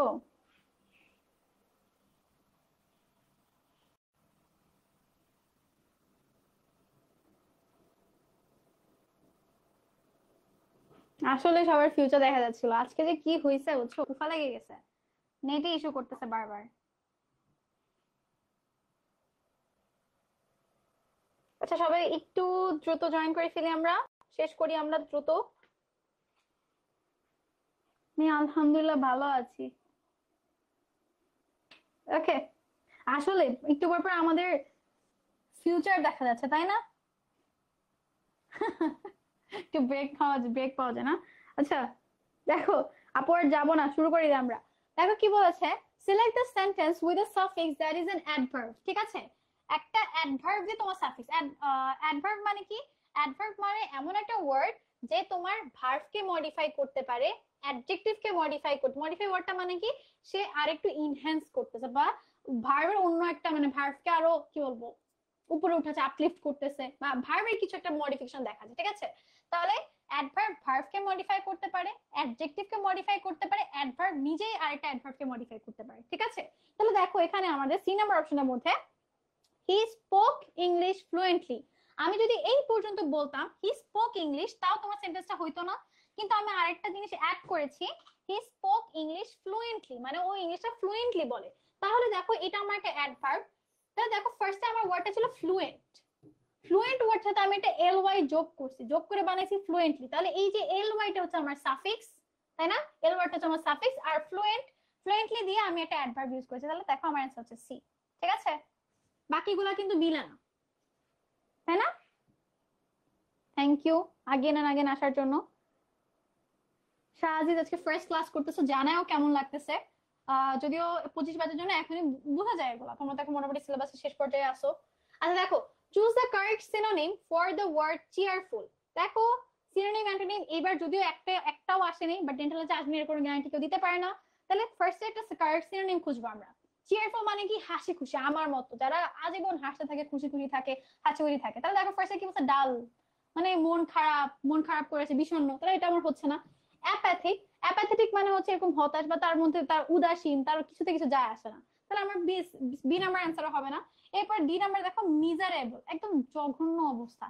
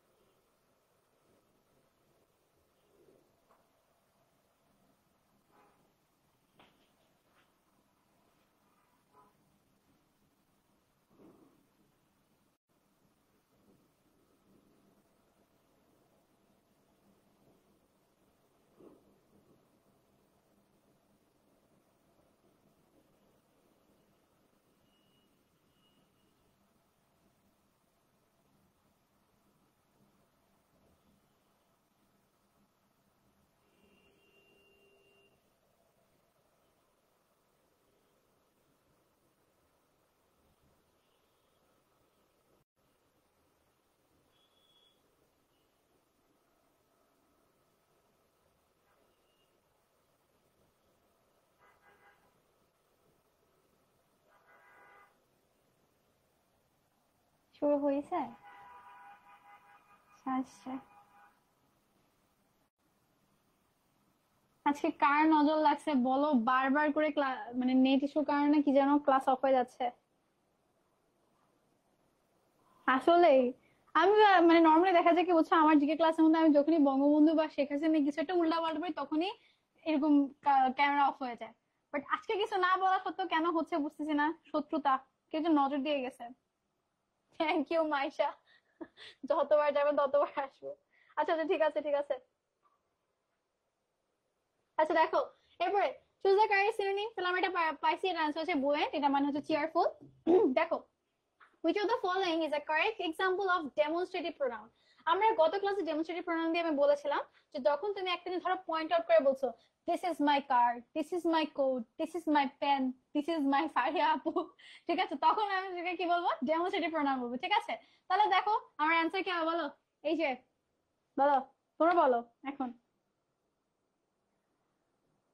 থ্যাঙ্কস, আপনাদের অনেক ধৈর্য, আমার নিজে এত ধৈর্য নাই।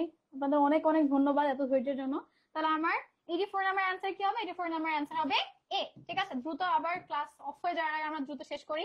এরপরে, which of the following sentence has the incorrect subject verb agreement? দেখো, ইনকারেক্ট সাবজেক্ট ভার্ব এগ্রিমেন্ট কোনটার মধ্যে আছে, আমরা ডিরেক্ট অ্যান্সারটা দিই, বাকিটা কেন হচ্ছে না সেটা আমরা বলছি। দুই নাম্বার দেখো, Ford in addition to Toyota. Ford in addition to Toyota কি একটা গাড়ির নাম, তাই না? একটা ব্র্যান্ড, একটা গাড়ির ব্র্যান্ড, তাহলে কি এটা সিঙ্গুলার নাউন না? কিন্তু এখানে তোমাকে বলেছে দেখো আর লোয়ারিং, তাহলে আর কি হবে? টয়োটা একটা গাড়ির ব্র্যান্ড, একটা গাড়ির ব্র্যান্ড, তারপর তোমার ফোর্ড একটা গাড়ির ব্র্যান্ড, তাহলে এখানে কি হবে? ইজ হবে না, একটা সিঙ্গুলার জিনিস না? তাহলে কি হতো? Ford in addition to Toyota is lowering its car prices to encourage better sales. তাহলে এখানে আমার কি হওয়া উচিত ছিল? ইজ, বাট হয়েছে কি আর। তাহলে আমার এটা হচ্ছে আমার রাইট অ্যান্সার। বাকিগুলো কেন হয়নি দেখো, some people in my office are very annoying। তাহলে some people কিছু মানুষ, যেহেতু প্লুরাল সেক্ষেত্রে আর হইছে নরমাল, ঠিক আছে? এরপর দেখো $100, যখনই আমি তোমাকে বলবো $1,000,000, $100, $1,000,000,000, $1,000, যেহেতু এখানে আমি তোমাকে একটা ফ্রেজ হিসেবে ইউজ করতেছি $100, সেই ক্ষেত্রে এটা সিঙ্গুলার নাউন, ঠিক আছে? তাহলে এটা ঠিকই আছে, ইজ আ লট মানি। ওকে, এরপরে 2 hours, এই যে দেখো 2 ঘন্টা, তুমি বলতে পারো আপু এটা তো মানে একাধিক হয়ে গেছে, বাট যখন আমি তোমাকে লাস্ট আওয়ার্স বলছি, 2 hours, 3 hours, 4 hours একসাথে বলতেছি যে এটা একটা লম্বা সময়। আমি তোমাকে বলছি না যে I am riding car for 2 hours, এভাবে করে বলছি। আমি তোমাকে বলছি 2 ঘন্টা অনেক লম্বা সময়, তাহলে আমি তোমাকে একটা সময়ের নাম বলেছি, সেটা কত? 2 ঘন্টা, এই জন্য এটা এখানে সিঙ্গুলার নাউন হয়েছে, ঠিক আছে? আচ্ছা দেখো, এরপরে দেখো আমাদের নেক্সট কোয়েশ্চেন, 86 নাম্বার কোয়েশ্চেনটা, which one of the following sentence contain an adjective clause? তাহলে কোনটা আছে দেখো, এই যে ডি নাম্বার অপশনে, you may criticize what I do। এই যে তোমার অনেক কাছে উল্টাপাল্টা কমেন্ট করতেছো, তাহলে you may criticize what I do, আমি যে ক্লাসে তুমি ক্রিটিসাইজ করতে পারো। তাহলে এই যে দেখো আমি একটা কাজ করতেছি, what I do সেটাকে তুমি ক্রিটিসাইজ করতে পারছো, তাহলে দেখো আমার কাজটাকে আমি what I do দিয়ে প্রকাশ করছি। তাহলে এখানে আমার একটা অ্যাডজেক্টিভ ক্লজ হয়ে গেছে না, আমার যে কোনো একটা কাজ হতে পারে, সেটাকে আমি কি বলছি? what I do। তাহলে you may criticize what I do, এটা হচ্ছে আমার অ্যাডজেক্টিভ ক্লজ, ঠিক আছে?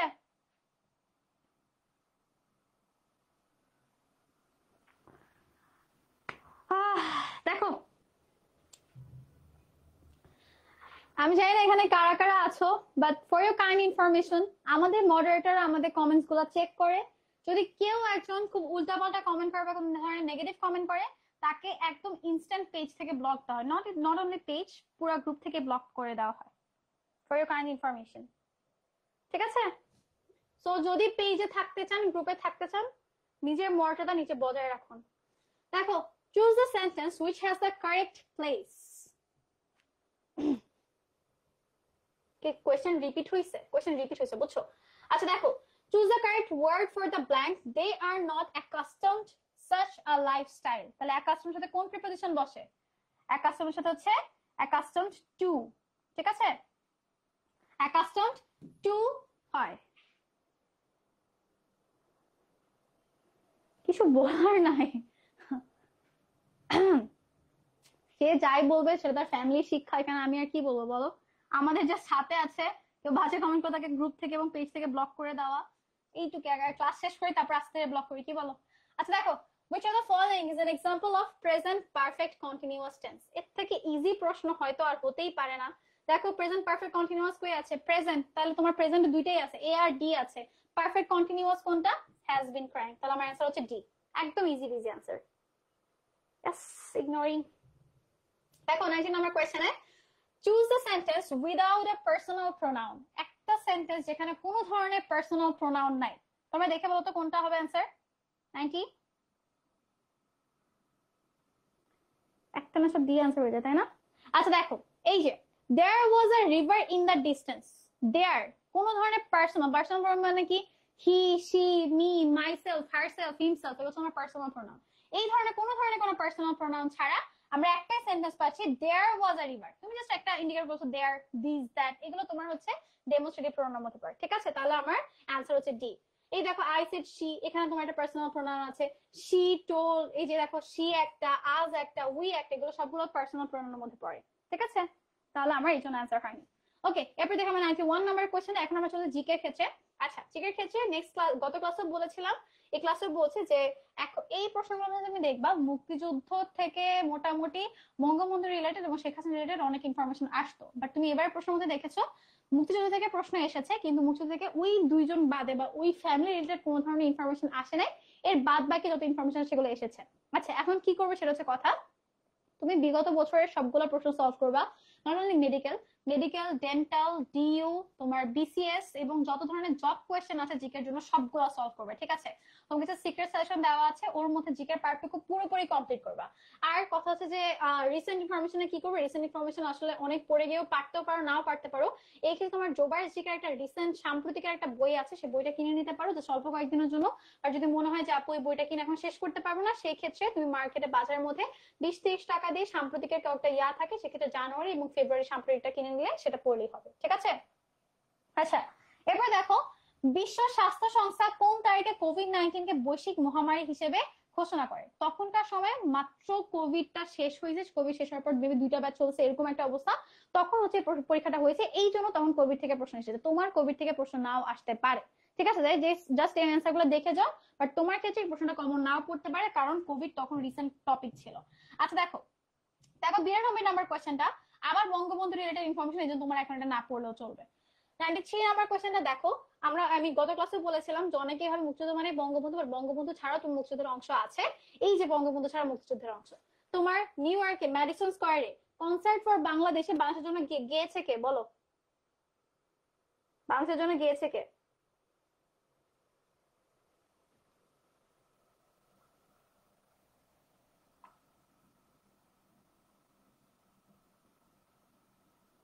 ওকে, দেখো অ্যান্সার হচ্ছে আমার বব ডিলান। গুড। আচ্ছা, এরপরে আমাদের 94 নাম্বার কোয়েশ্চেন, দালাল আইন বাতিল হয় কত সালে? আমি আমার সময় মনে রাখতাম হচ্ছে শেখ মুজিব নিজে একটা বড় দালাল ছিল, ইন্ডিয়ার দালাল ছিল। শেখ মুজিব যে বয়সে মারা, মানে সরি যে সালে মারা যায়, সেই সালে হচ্ছে তোমার দালাল আইনটা বাতিল হয়। সেটা কত? তোমার 1975 এ। ঠিক আছে, 1975। ওকে, এরপরে কোয়েশ্চেন আমাদের 96 না 7 নাম্বার, 95 নাম্বার সরি। বাংলাদেশ কোন সালে জাতিসংঘ শান্তি রক্ষা মিশনে কাজ করে? তুমি দেখবা কি এই যে একটা প্রশ্ন, এখান থেকে আরেকটা প্রশ্ন আসে যে বাংলাদেশ কত সালে জাতিসংঘের সদস্যপদ লাভ করে। সেখান থেকে প্রশ্ন আসে বাংলাদেশ কত সাল থেকে তোমার জাতিসংঘের শান্তি রক্ষা মিশনে তাদের সোলজার পাঠানো শুরু করে, মিশনে কাজ করা শুরু করে। সেটা অ্যান্সার কত? অ্যান্সার হচ্ছে তোমার 1988। ঠিক আছে, ওকে। এরপরে পরের কোশ্চেনে যাই। জাতীয় স্মৃতিসৌধ এর প্রথম ফলকটা, তুমি জানো জাতীয় স্মৃতিসৌধের মধ্যে 7টা ইয়া থাকে, এই 7টা আমাদের যেই রাষ্ট্রীয় 7টা বড় বড় আন্দোলন আছে, 7টা আন্দোলনকে ইন্ডিকেট করে। তাহলে প্রথম আন্দোলনটা আমাদের কি দিয়ে শুরু হয়? 1947 যখন দেশ ভাগ হয়, তারপরে বিভিন্ন ছোট ছোট আন্দোলন সবকিছু হয়, হচ্ছে বড় আন্দোলন ছিল আমাদের ভাষা আন্দোলন। তাহলে প্রথম স্তবকটা কোন আন্দোলনকে ইন্ডিকেট করবে? ভাষা আন্দোলনকে ইন্ডিকেট করবে। ঠিক আছে, সিক্রেট সেশন কোথায় বাবা? আচ্ছা, সেটা একটা কথা, লস না থাকলে সিক্রেট সেশন পাওয়ার কথা না। এই দেখো প্রশ্ন আসছে, বাংলাদেশ জাতিসংঘের সদস্যপদ লাভ করে কোন তারিখে? ঠিক আছে, টেলিগ্রাম গ্রুপের লিংক দেখো, আমি আমার প্রত্যেকটা পোস্টের মধ্যে তোমাদের টেলিগ্রাম গ্রুপের লিংক পেস্ট করেছি, সেখানে টেলিগ্রাম গ্রুপে জয়েন করো। আমি আছি, মিশতা আপু আছে, জিৎ আছে, হাফিজ ভাই আছে। হাফিজ ভাই যদি এত বেশি অ্যাক্টিভ না, নাহলে আমরা তিনজন যে 3জন এখানে ক্লাস নিচ্ছে সেই 3জন তোমাকে মোটামুটি অ্যান্সার দিব। ঠিক আছে, আচ্ছা দেখো অ্যান্সার হচ্ছে আমার সি। 17 সেপ্টেম্বর 1974 এ জাতিসংঘের সদস্যপদ লাভ করে, পরবর্তীতে তার প্রায় তোমার 14 বছর পর থেকে জাতিসংঘের শান্তি রক্ষা মিশনে কাজ করা শুরু করে। ওকে, 98 নাম্বার কোশ্চেনে দেখছো বেশিরভাগ কোশ্চেন আসে মুক্তিযুদ্ধ থেকে। আমাদের মুক্তিযুদ্ধের সময় কোন সেক্টরে নিয়মিত কোন সেক্টর কমান্ডার ছিল না? একটাই সেক্টর ছিল যেটা পানির মধ্যে ছিল, মানে নদীর মধ্যে ছিল, সেক্টর নাম্বার 10। ওই সেক্টরের মধ্যে কোন সেক্টর কমান্ডার ছিল না। এই প্রশ্ন অনেকবার করে মেডিকেলও আসে, ডেন্টালও আসছে। আচ্ছা দেখো এরপরের প্রশ্ন আমাদের 99 নাম্বার কোয়েশ্চেন। বাংলাদেশের আইনসভা কয় কক্ষ বিশিষ্ট? যেহেতু বাংলাদেশ ছোট দেশ, ধরো ইন্ডিয়ার মতো যদি বড় দেশ হতো তাহলে হয়তো অনেক কক্ষ বিশিষ্ট আইনসভা থাকা পসিবল ছিল, কারণ এত বড় দেশে কন্ট্রোল করার জন্য তোমার আইন ব্যবস্থা ওইরকম থাকা দরকার। কিন্তু যেহেতু বাংলাদেশ ছোট দেশ, এই জন্য আমার আইন ব্যবস্থা বা আইন সভা কত কত কত কক্ষ বিশিষ্ট হয়? 1 কক্ষ বিশিষ্ট। ঠিক আছে, একদম সেন্ট্রালি ঢাকায় বসে জাতীয় সংসদের মধ্যে যত ডিসিশন হয় সেটা পেরিফেরিতে সব জায়গার মধ্যে ইমপ্লিমেন্ট করা হয়। ঠিক আছে, আচ্ছা তাহলে 99 এর আনসার হচ্ছে এ। আজকে আমাদের লাস্ট কোয়েশ্চেন, আন্তর্জাতিক অপরাধ ট্রাইব্যুনালের বিচারালয় কোথায় অবস্থিত? বলো। এটা একদম ইজি কোয়েশ্চেন। কোথায় অবস্থিত? হাইকোর্টে। বিচার কই করব আমরা? হাইকোর্টেই করব।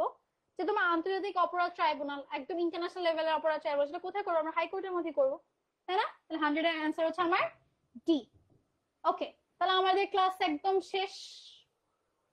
আশা করি যারা এতক্ষণ ধরে সাথে ছিল এত ইস্যুর পরেও, তাদেরকে অনেক অনেক ধন্যবাদ এতক্ষণ সাথে থাকার জন্য। আমাদের 3বার লাইভ কাটলো, তোমরা 3বারই জয়েন করেছো, স্টিল এখনো 79 জন মানুষ দেখতেছো, রিয়েলি গ্রেটফুল। এই যে একটু ডেডিকেশনটা ধরে রাখো, যদি আল্লাহ চাইলো ডেন্টাল হয়ে গেল তো আলহামদুলিল্লাহ, যদি আল্লাহ মনে করেন যে তোমার জন্য হয়তো সেকেন্ড টাইম বেটার বা তোমার জন্য ভার্সিটি বেটার, আল্লাহ হয়তো সেখানে নিবে। জাস্ট আল্লাহর উপর বিশ্বাস রেখে ইয়া করো। আই হোপ আপনাদের কাছে আজকের ক্লাসটা ভালো লেগেছে। ভালো লাগলে অবশ্যই জানাবেন, গ্রুপের মধ্যে বলবা। ইনশাল্লাহ তোমাদের সাথে আমার লাস্ট ক্লাস 18 তারিখ দেখা হচ্ছে সবার সাথে। আজকের মতো রাত হয়ে গেছে, আল্লাহ হাফেজ। আমার বাসায় যেতে হবে। না রে, নিউজ থেকে আর কোনো বই দেওয়া হবে না, শেষ। আশা করি আপনাদের ভালো লেগেছে। Thank you Shahaziz, welcome. Bye bye সবাইকে, আল্লাহ হাফেজ, আসসালামু আলাইকুম। 18 তারিখ দেখা হচ্ছে, আল্লাহ হাফেজ।